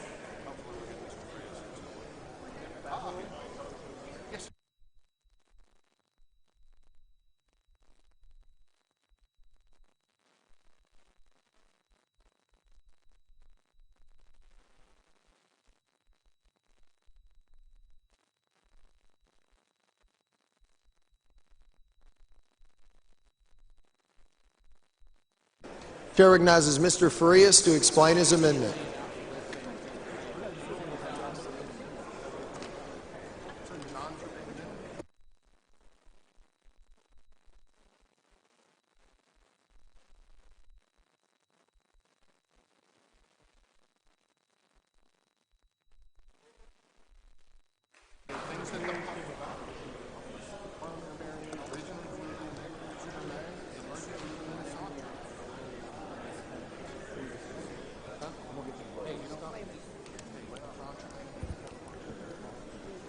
Mr. Speaker, members, this amendment seeks to provide data that the legislature annually regarding handgun-related crimes. This amendment would provide an understanding of the impact this bill could have on our communities, families, and local law enforcement agencies. We are responsible to ensure the public safety, and the legislature must monitor when there's a potential that the public safety is put in jeopardy. I ask you to please support this amendment so we can study how this law will affect our state. And only then will we know the implications this bill could have on Texas. This is nothing more than trying to find out what have we done during the 84th legislature in creating the open carry and how it's affected our communities for the next biennium.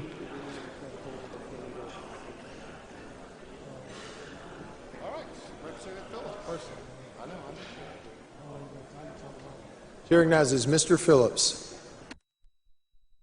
Thank you, Mr. Speaker. And I appreciate Mr. Frias thinking through these things, but we've got all kinds of charts and things of the health status of Texas, like accidental injury-related deaths in Texas by type of accident 2012. These kind of things are already taken care of and put out there. Compare 10 big killers in the U.S. So we have this information. I think it's duplicative and unnecessary burdensome, and I would respectfully move to table.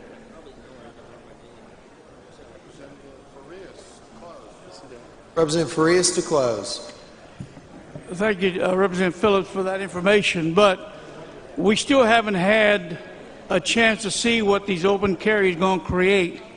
We can see all the charts that he's got, but we have yet to implement this law in the state of Texas. And without knowing what impact it's going to have in our communities, we won't be able to look at it in 2 years and find out if there needs to be some adjustments made to this law and trying to prevent issues that affect the use of handguns as they're carried on individuals' holsters. So we've got all these charts of all these other states and everything else, but we don't have any for Texas. And I think it's imperative that we actually wait for the next 2 years, do the study, and find out what impact it's had on us. And I ask that you help me and support me in voting against the motion to table.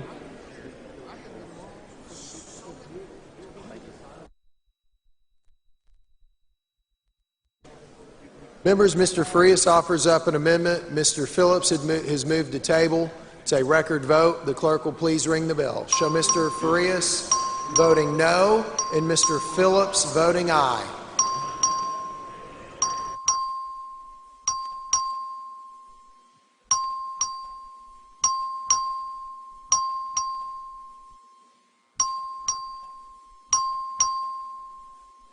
Show Representative Coop voting aye. Have all voted? Have all members voted? There being 87 ayes and 45 nays, the motion to table prevails.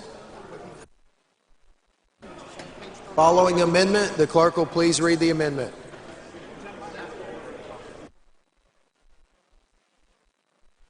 Amendment by Fletcher. Mr. Fletcher.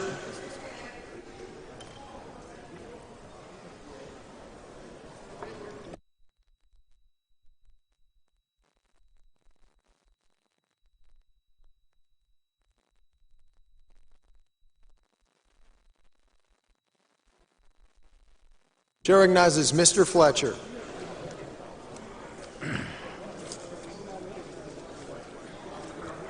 Mr. Speaker, members, this amendment has to do with what a license holder may or may not do. This is the Personal Protection Amendment for campus carry, and it's acceptable to the author. Any questions? Mr. Speaker. Mr. Martinez Fisher. I'd like to raise a point of order under Rule 11, Section 3. Bring your point of order down front.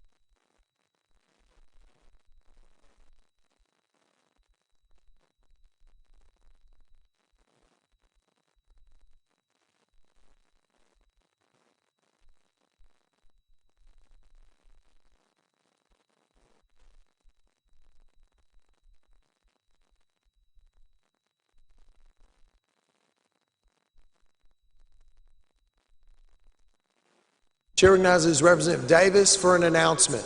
Thank you. If I could get the Democrats to meet me at the back hall in the Speakers Committee room while they're discussing this point of order, please. In the back hall right now, back committee room.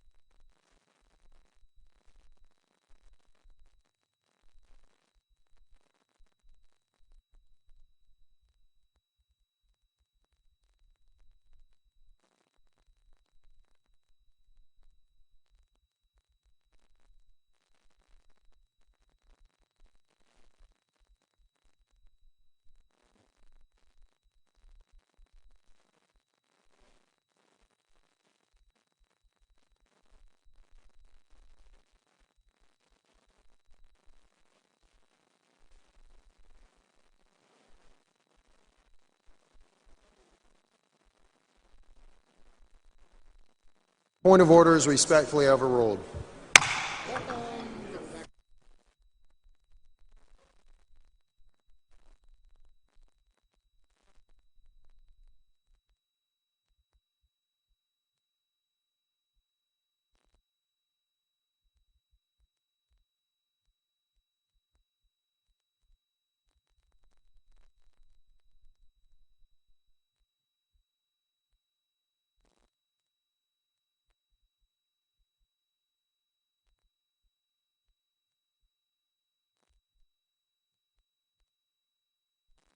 Mr. Speaker, Mr. Martinez Fisher. can you remind me what strict enforcement is on a vote?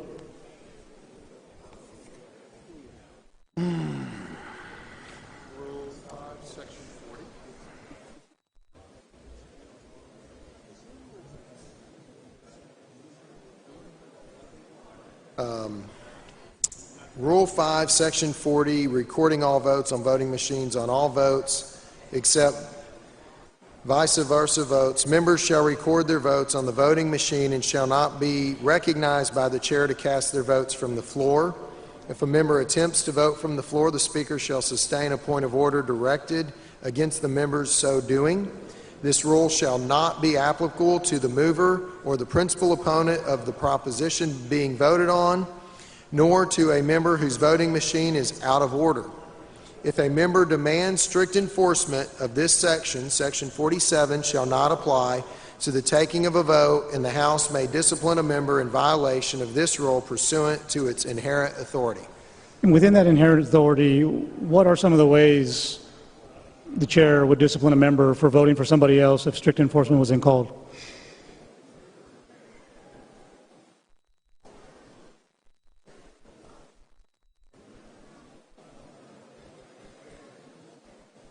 Representative Martinez Fisher, the chair is not aware of us having, the chamber or the body ever having disciplined a member for that, but there certainly are options available. Thank you, Mr. Speaker. Mr. Speaker, I'd like to request strict enforcement on all amendments and all motions to table on record votes. Mr. Martinez Fisher, so on amendments but not motions to table, is that correct? Amendments and motions to table, I record apologize. votes. Okay. Yes, sir. Members, all votes from here on in will be a strict enforcement vote.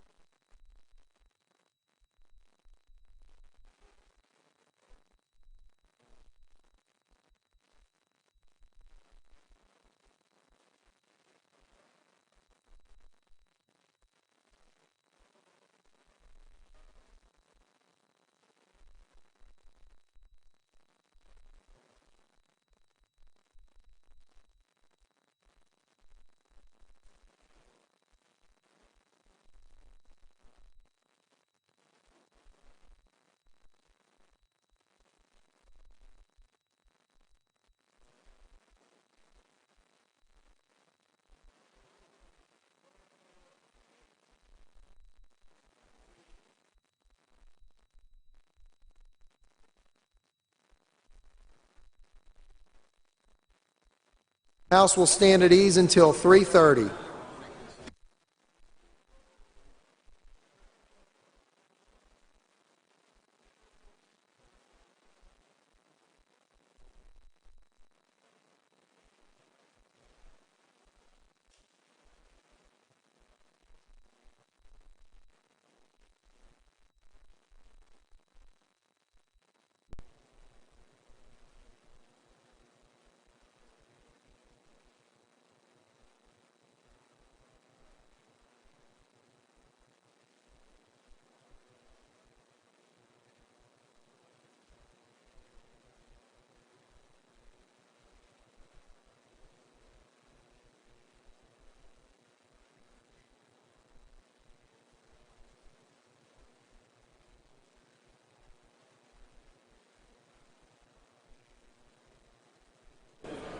Following amendment, the clerk will please read the amendment.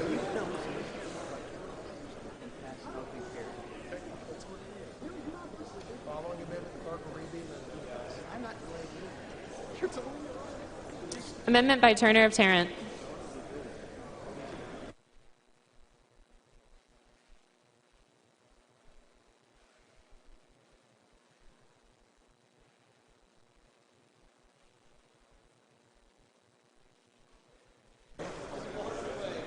Chair recognizes Mr. Turner of Tarrant to explain his amendment.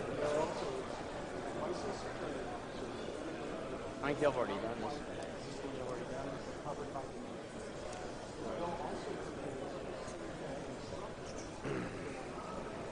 Thank you, Mr. Speaker. Members,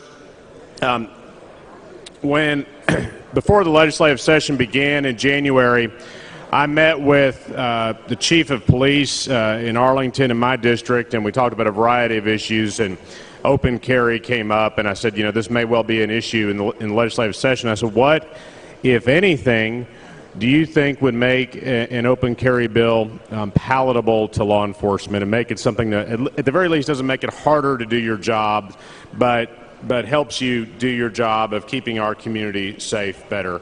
And he gave me two thoughts. And I'll have an amendment on the second idea in a few moments, but this is the first one. And this amendment would simply state explicitly that law enforcement has the ability to detain and verify that a person carrying a weapon in a public place is doing so lawfully. Because earlier today, you may recall that Representative Davis of Dallas had an amendment that would say that a concealed license holder permit would have to display something to designate that they do have that permit. That amendment was tabled.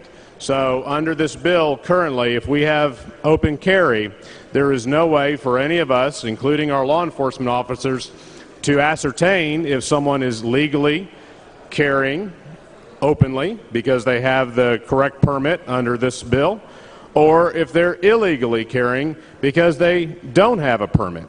So this amendment would simply state, in the absence of some identification on whether or not someone has a permit, this amendment would simply clarify that a law enforcement officer has the ability to verify that information in the interest of public safety. So this is a pro-law enforcement amendment, and I hope you will vote yes on the amendment.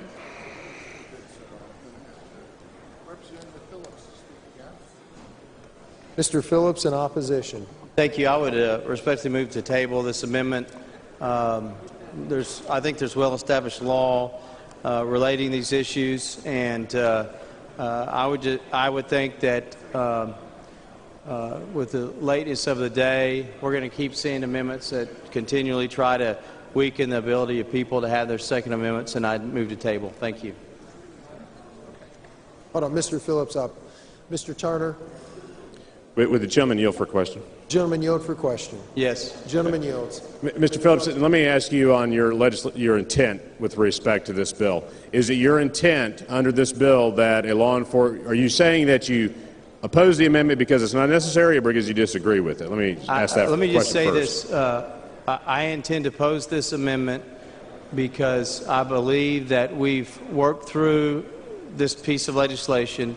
We've specifically, currently in law, have language regarding the exchanges and what happens when officers request identification from a license holder. That's in the law. I think it's addressed. I think it's well settled. And I don't think we need to put all kinds of further restrictions and unintended consequences that your amendment may cause.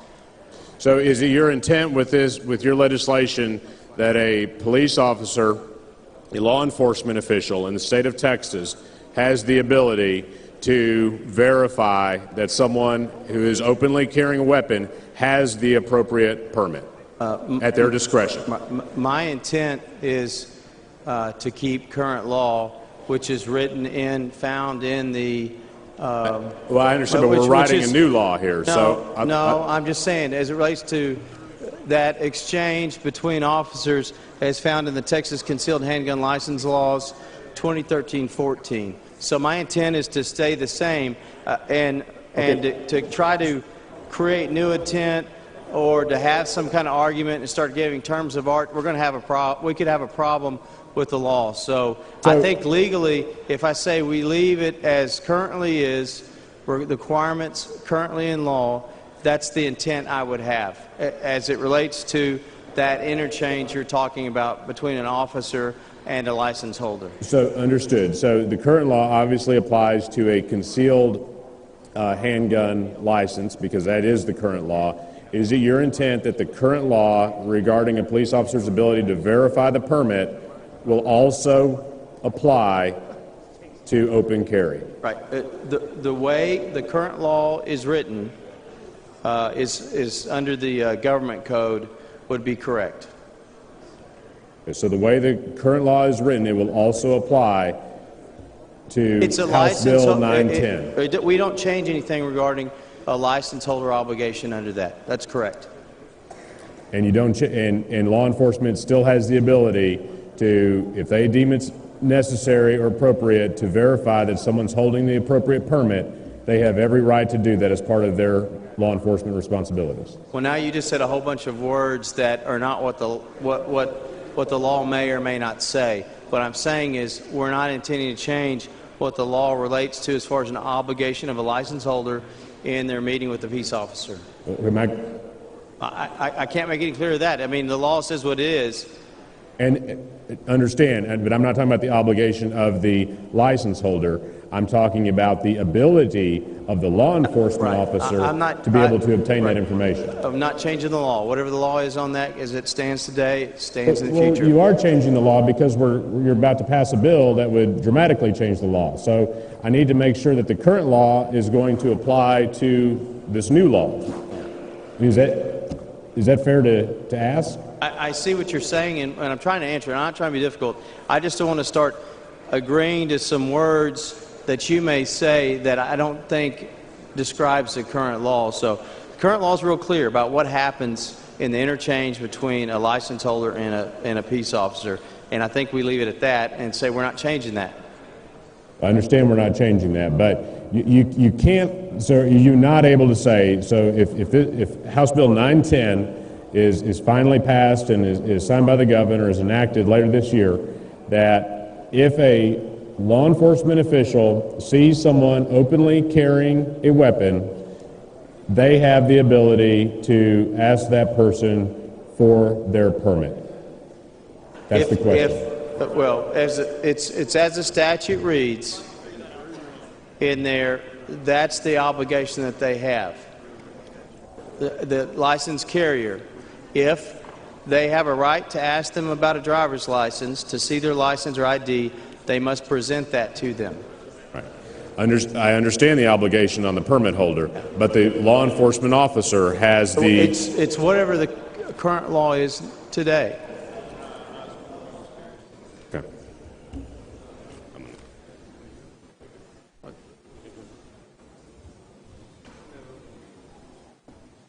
Mr. Phillips has moved to table. The chair recognizes Mr. Turner to close on his amendment.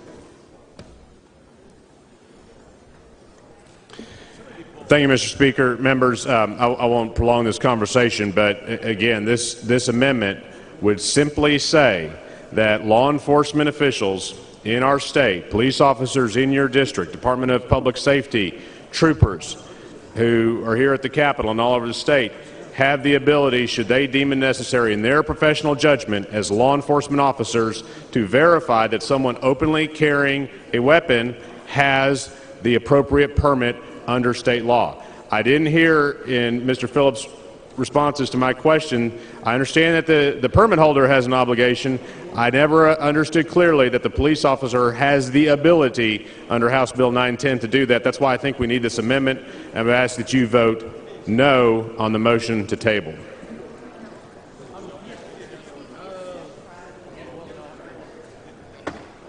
Turner offers up an amendment. Mr. Phillips moves to table. It's a record vote. Clerk will please ring the bell. Show Mr. Phillips voting aye. Show Mr. Turner voting no. Show Representative White voting aye. Show Mr. Huberty voting aye and Mr. Rinaldi voting aye. Have all members voted? Show Mr. Villalba voting aye. Have all members voted? Have all voted? There being 92 ayes and 37 nays, the motion to table prevails. Are we ready? Following amendment, the clerk will please read the amendment. I think it's you.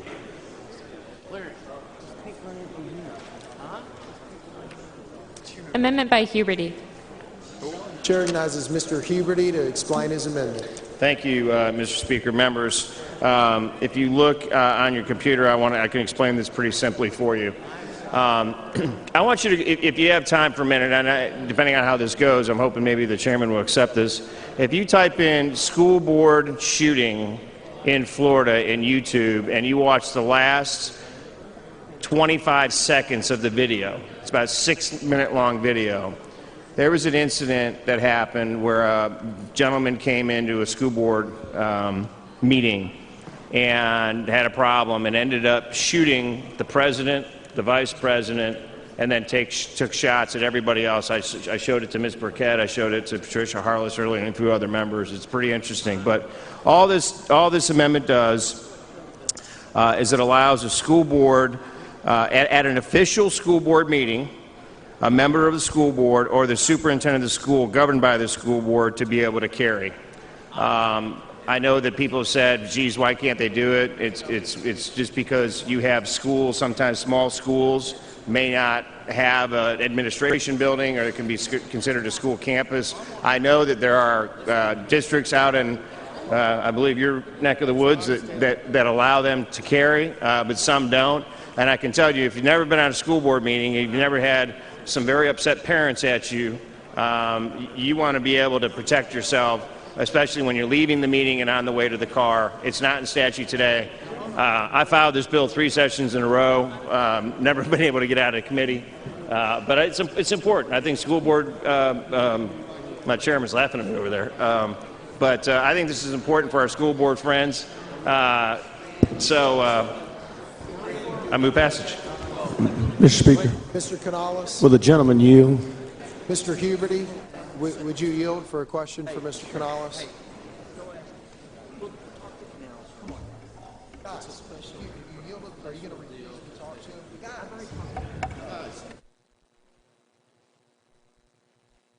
Sure, I'll yield. Gentleman Representative, does this effectively allow school board members to carry weapons? If they're at a school board meeting. That's on campus. If it happens to be at an official school board meeting. So this doesn't apply to anybody else, just school board members. For them to be able so to, you're creating a protective class of elected officials that now get to carry weapons on a campus for a meeting? They're immune from prosecution? I'm trying to allow them to protect themselves. That's not my question, Representative. You're creating a special class of elected officials that can carry a weapon at a school board meeting because they're elected. Isn't that what we do? Isn't that the thing that we fight against in this body the most, is creating privileges? Mr. Canales, I'll tell you what, I'm not going to sit here and let you lecture me. I'm happy to pull this down. I withdraw my Thank you. amendment.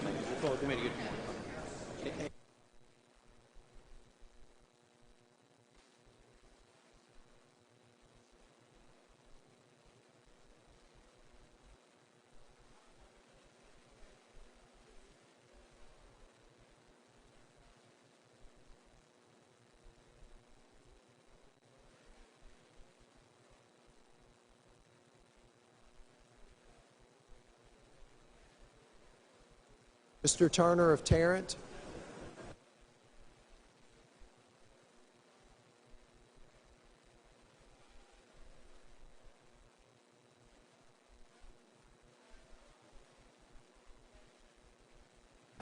Mr. Huberty asked to withdraw his amendment. Is there any objection? Chair is none.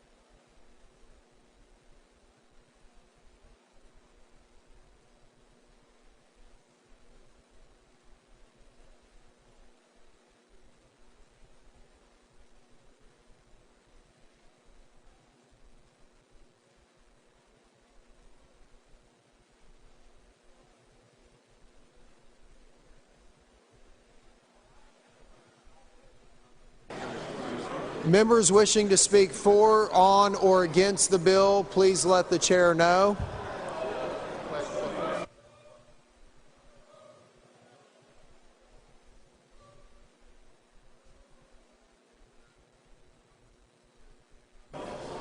Members, Mr. Stickland has requested that his comments in relation to the discussion of the germaneness of his amendment be placed in the journal. Is there any objection? Chair hears none.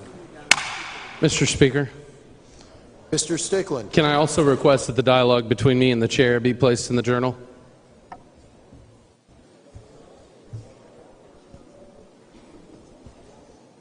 Members, you've heard the request that the discussion between, I believe, your parliamentary inquiries with the chair. Correct. Yes, sir. Be placed in the journal. Is there any objection?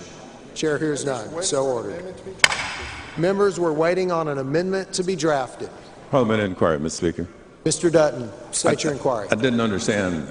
There are several amendments that the parliamentarian has ruled that are non-germane.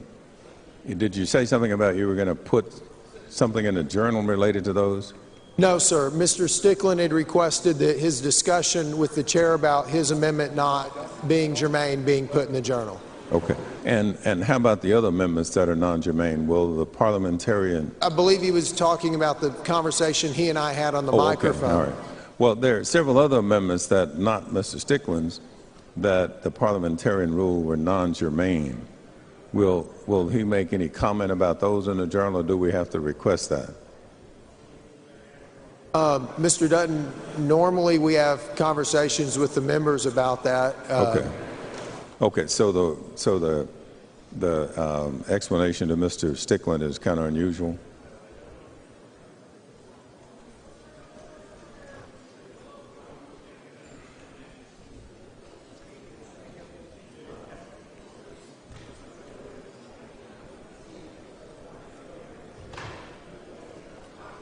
Thank you.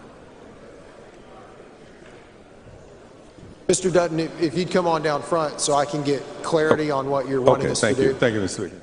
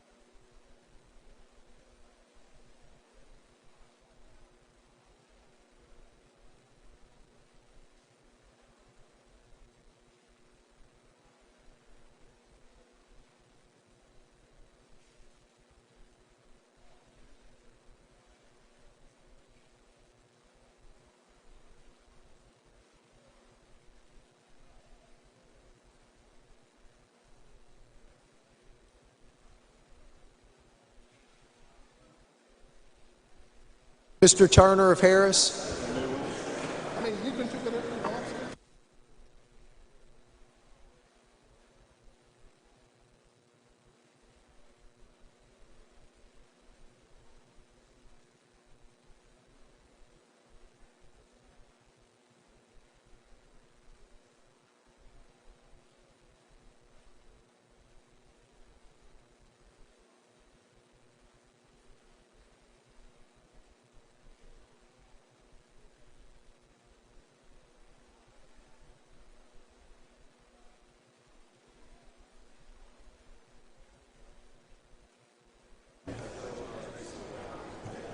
Mr. Speaker.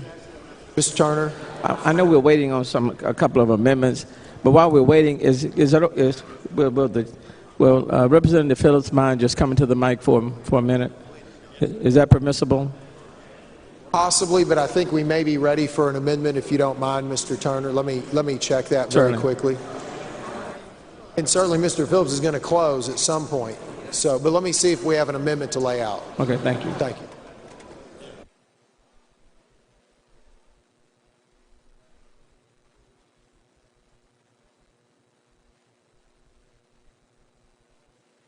Following amendment, the clerk will please read the amendment.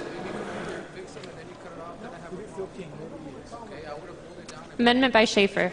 Chair recognizes Mr. Schaefer to explain his amendment. Thank you, Mr. Speaker. Members, Republican members, all members might want to listen to this. Under current law, if you have a concealed handgun license and you walk into a business or a private property that has a 30-06 sign and you don't see it, it is a Class A misdemeanor, year in jail, and you lose your CHL forever. And it doesn't matter whether you intended to do that or not. It's strict liability. So this amendment would bring it down to a Class C misdemeanor, and then at that point, it's still illegal, but you couldn't lose your CHL forever. Secondly, then if the business owner came up to you and said, you know, you're supposed to leave, and you don't, then it's back up to a Class A and a year in jail. And so really what this does is, I believe that the punishment for walking into a business that has a 30-06 sign and you made a mistake and you didn't see it, I believe the punishment is, it's too severe.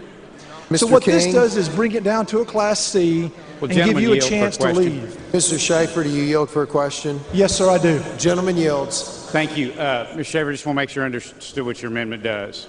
So right now, if somebody walks in, they don't see the sign, they just weren't looking, they don't see the sign, they walk in, they're not intending to violate, it's a Class A misdemeanor, which is like a year in jail and $2,000 fine, something like that. And so what you're just saying is, if they just walk in, they didn't notice it, it's a Class C misdemeanor, which is like a $500 fine, no jail. But if somebody points out, like the shop owner says, sir, we're a posted premises, then if they don't leave immediately, then it becomes a Class A. That's correct. So you're just it's kind of like we're trying to do before, where somebody's coat slipped up and it accidentally showed their gun, they didn't mean to. That's what you're trying to say. If it's basically an accident, it's just a Class C misdemeanor, but if it's something they're refusing to leave or did intentionally, it's still a Class A. That's correct, Representative King. That makes perfect sense. But That's not a good only is it amendment. a Class A right now under current law, but if you're convicted of that Class A, even though it's that you lose your CHL license for life, and I think that's too severe. No, that's a good amendment. Thank you. Mr. Speaker, I move back. Mr. Speaker, Mr. Dutton. would the gentleman yield for a question, or two, or three? Gentleman yields. Yes, sir, I yield for some questions. Thank you. What is this bill about? Sir, the bill or the amendment? Okay, let's start with the bill, because I want to be sure your amendment is germane. Yes, sir. The bill is about the authority of a concealed handgun license owner and how they can wear the weapon, and also in the manner in which they can, and some of the punishments as well. So, I know. So your amendment does what to that? So it just, since now, you know, people, the store owners may be now in a situation where they're seeing licensed handgun owners where they didn't see them before. And so now we're butting up against an area of the law where current law says maybe that person didn't see the 30-06 sign, and instead of it being an immediately Class A misdemeanor and you lose your license forever, it's still going to be illegal, but it'll just be a Class C. And in that case, then, after that, if the store owner followed up with verbal notice or written notice to that person in the store and they don't leave, then you're back up to a Class A. So it's just making sure that the crime fits the punishment. So your amendment relates to not concealed license holders necessarily. Only concealed license holders and open carry holders under this bill. That's the only people it applies to. That's what I'm somewhat confused by, particularly given the prior rulings of the parliamentarian regarding germaneness. This only applies to someone who's going to be a licensed handgun holder under the bill. Yeah, but as I understand it, the bill is about concealed license holders who choose to exercise their right to open carry. But it applies. It also goes into other parts of the code and where they can do it, and nursing home facilities. Okay, I understand that. But I was just talking about generally, it's about concealed license holders who exercise their right to openly carry a weapon under this bill. Mr. Dutton, Is that right? I believe the amendment is germane, if that's what you're asking me. Oh, no. I'm just trying to follow. I'm trying to set a predicate here for not questioning you, but for perhaps the author, because I'm wondering how your amendment was germane, but there were several other amendments that I think have the same purview as yours, but they were not germane. Well, maybe the author would be better suited to answer that question. Well, yeah, but I was using you as my primary witness. Oh, I know. Thank you. Mr. Speaker, I move passage.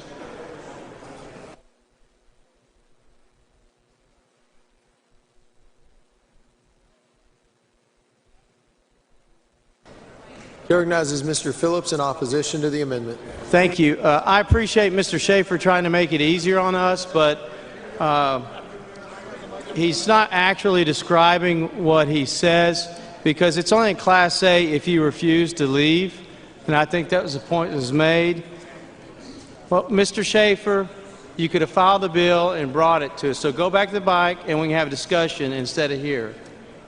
Okay. I respectfully do this.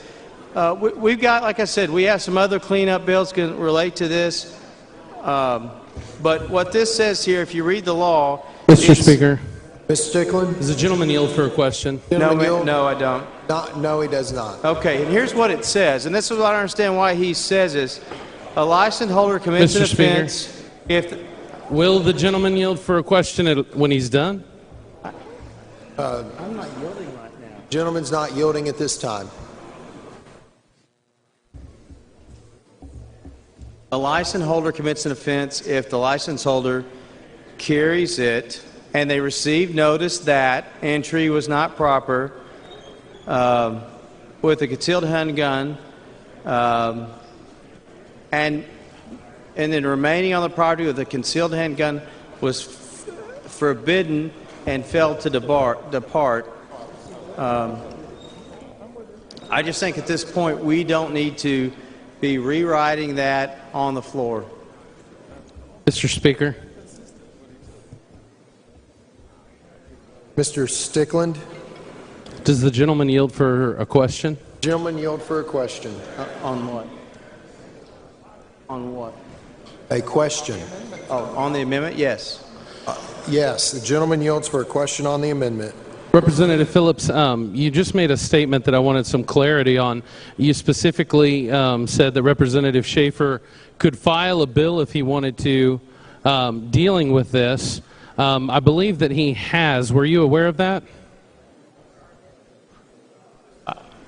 That he's filed bills? He's filed several bills. And he had one that was set for a hearing this week before. And Representative Phillips, are you aware that someone else has filed a bill that they care about and that 100,000 Texans have signed a petition for, held 6 rallies at this Capitol, and have been lobbying the legislature for a hearing on the bill in your committee for months?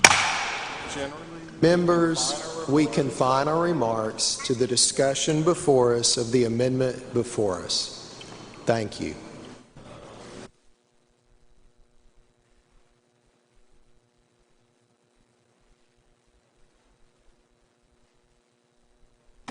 Mr. Speaker, I'm going to withdraw my objection, leave this to the House, the body, leave this to the will of the House. Chair, is there anyone wishing to speak on, for, or against the amendment? The chair recognizes Mr. Schaefer to close.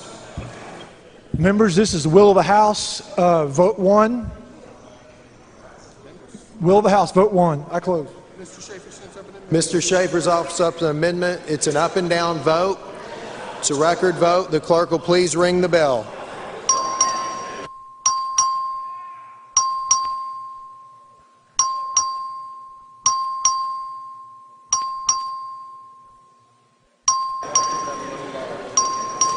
Have all voted?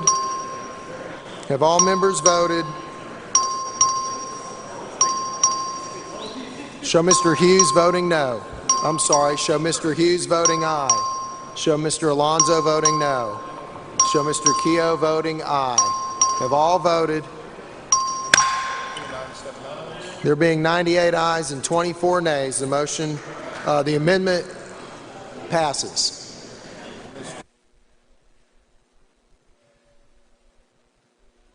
Mr. Simpson.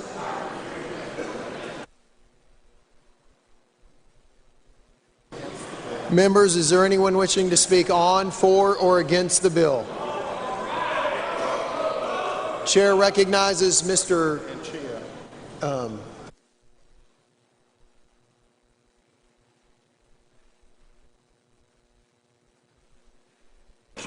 Chair recognizes Representative Turner of Harris to speak in opposition.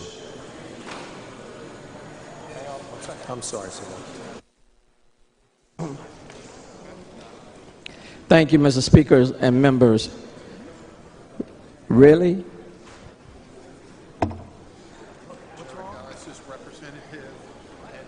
Chair recognizes Representative Vanchia to close in opposition. Thank you, Mr. Speaker and members. My comments are not going to be quite that short, but I want to walk you through a couple things.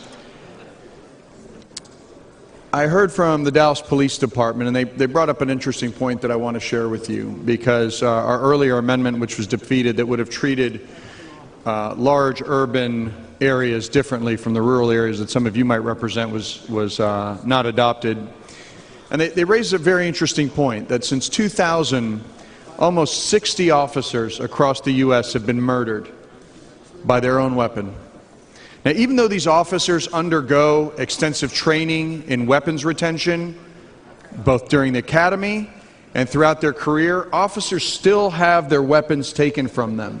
And that's even with the use of retention holsters. Our law enforcement officers use retention holsters on a regular basis. Those holsters are not required by this legislation, and likely because of their cost will not be used. This bill is going to be a huge drain on police resources, as our police department in Dallas anticipates very high call volume of 911 calls across the city when they see people carrying the gun, because it happens now with long rifles. Multiple studies have found that areas with more guns have more gun-related deaths. But I don't just stand here because I think law enforcement is going to be in a more difficult position and our communities are going to be less safe. I also stand here because of my daughters. There's nothing in this bill, members, when my daughters are playing at the park, maybe by themselves, enjoying themselves like we all used to, without parental supervision, and a strange man, an unknown man, walks up to them, openly carrying a gun. What's that going to say to them?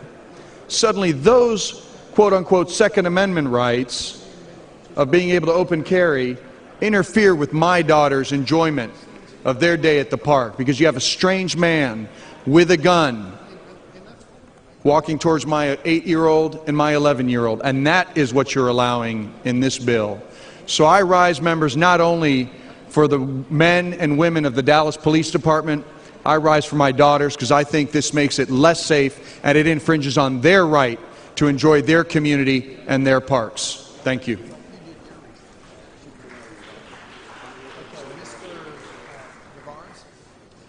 Chair recognizes Representative Navarez in opposition. Mr. Speaker, members, I'll be brief because it's late and I know we all want to get home, but I will say this is the day before we got sworn into this House, I met with a group of women that wanted to talk about Representative Stickland's bill, his bill, and a couple other bills like Chairman Phillips' bill that we're debating today. And I told them that I would support a bill that looked and felt like concealed carry. The following day, I got sworn into this House, as all of us did, and something happened. And after that day, a lot more things started to happen. And what it told me is that the vitriol, the anger, and the hate that surrounds this issue is outside the walls of this chamber, and we're not contemplating it, because we seem to live in this fantasy world about protecting Second Amendment rights at all costs. And I can tell you that in my vice chairmanship of the Homeland Security Committee, which I enjoy with Chairman Phillips and the rest of the members of that committee is I keep hearing this testimony about the Second Amendment and that the right to bear arms should not be infringed. But those people failed to read the beginning stanza of that. And it says a well-regulated militia. And what we have here is a trail, a descent down a path that we're not going to be able to come back for. And just like Representative Anchia said, that this isn't enough for these people that are up there in the gallery cheering and clapping because they believe Second Amendment rights have been extended. It won't be enough. Next session they'll be back and they're going to want something else. They're going to want for us to be running down the street, waving our guns, and it's going to be okay. And that, folks, is unacceptable. And while maybe January 11th it would have been all right for me to vote 1 on this bill, today I'm a 2 because I'm going to vote against anger, I'm going to vote against hate, and I'm going to vote against the progression of what I see as the deterioration of our state into something that resembles, I don't know. And so with that, I leave you.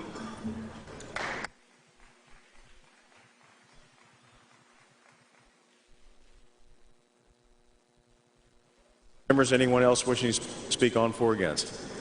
If not, the Chair recognizes Representative Phillips to close. I would like to thank everybody for their decorum in the debate today. Everybody had a chance to share about these issues, important Second Amendment issues, important issues to talk about the diversity of Texas. I think we have respectful gun owners. This bill goes too far for some and not far enough for others.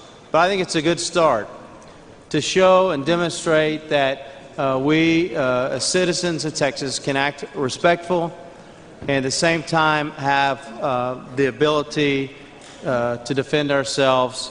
And let's just get this red off of this map where Texas is and join with the rest of all but 5 other states. With that, thank you for your cooperation today, and I would move passage. Mr. Speaker.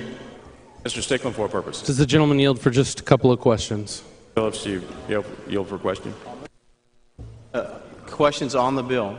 Representative Phillips, I appreciate your efforts on this bill. You know that I am a strong supporter of the Second Amendment. You know that I have been working very hard for open carry for Texans. We disagreed on the way to go about that. I was just curious on a personal level.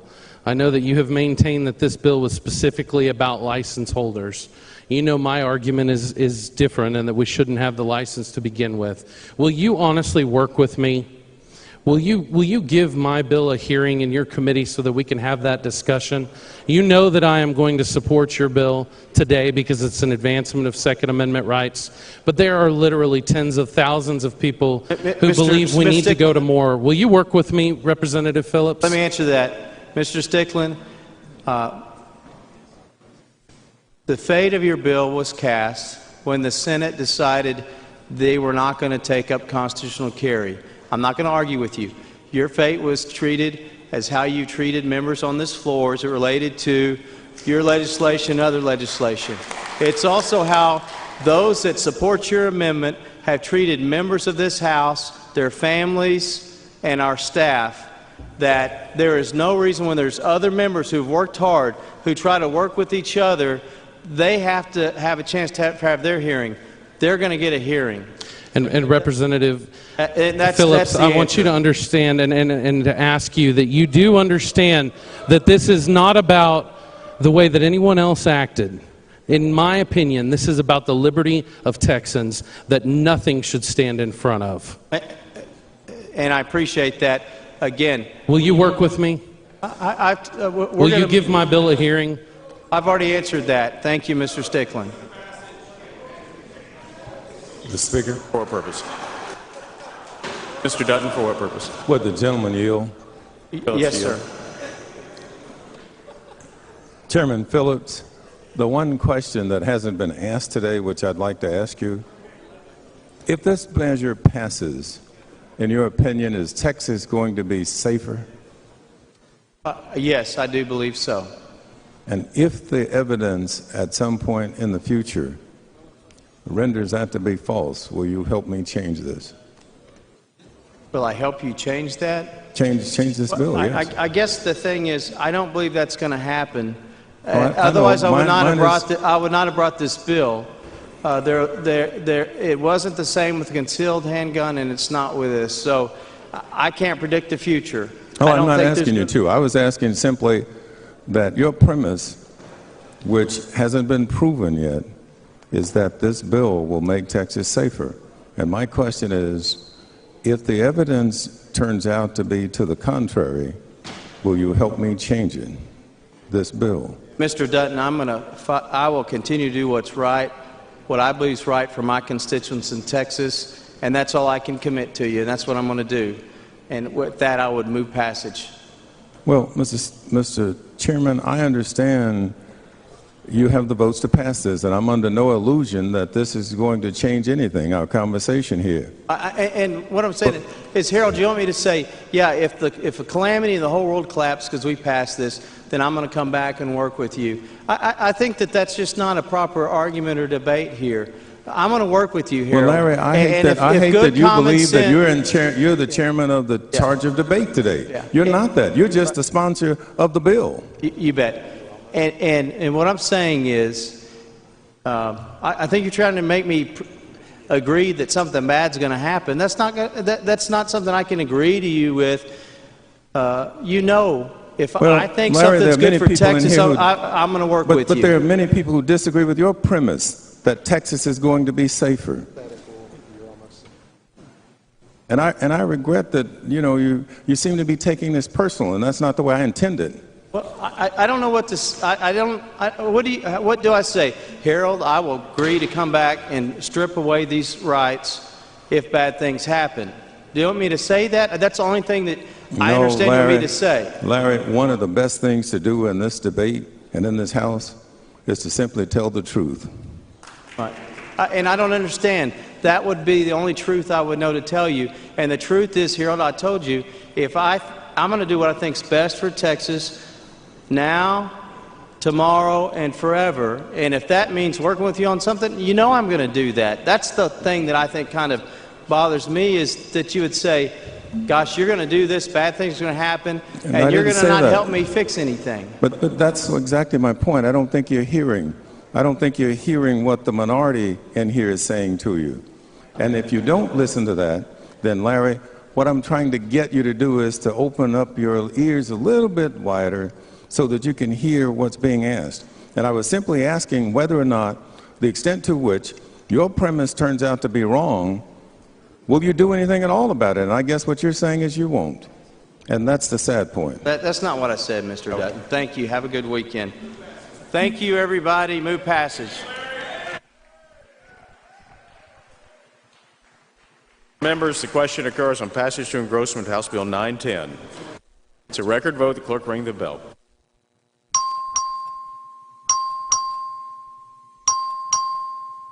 Show Ms. Giddings voting no.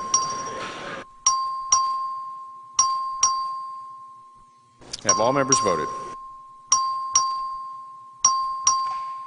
Being 96 ayes and 35 nays, House Bill 910 is passed to engrossment. Members, if you have any announcements, bring them down front.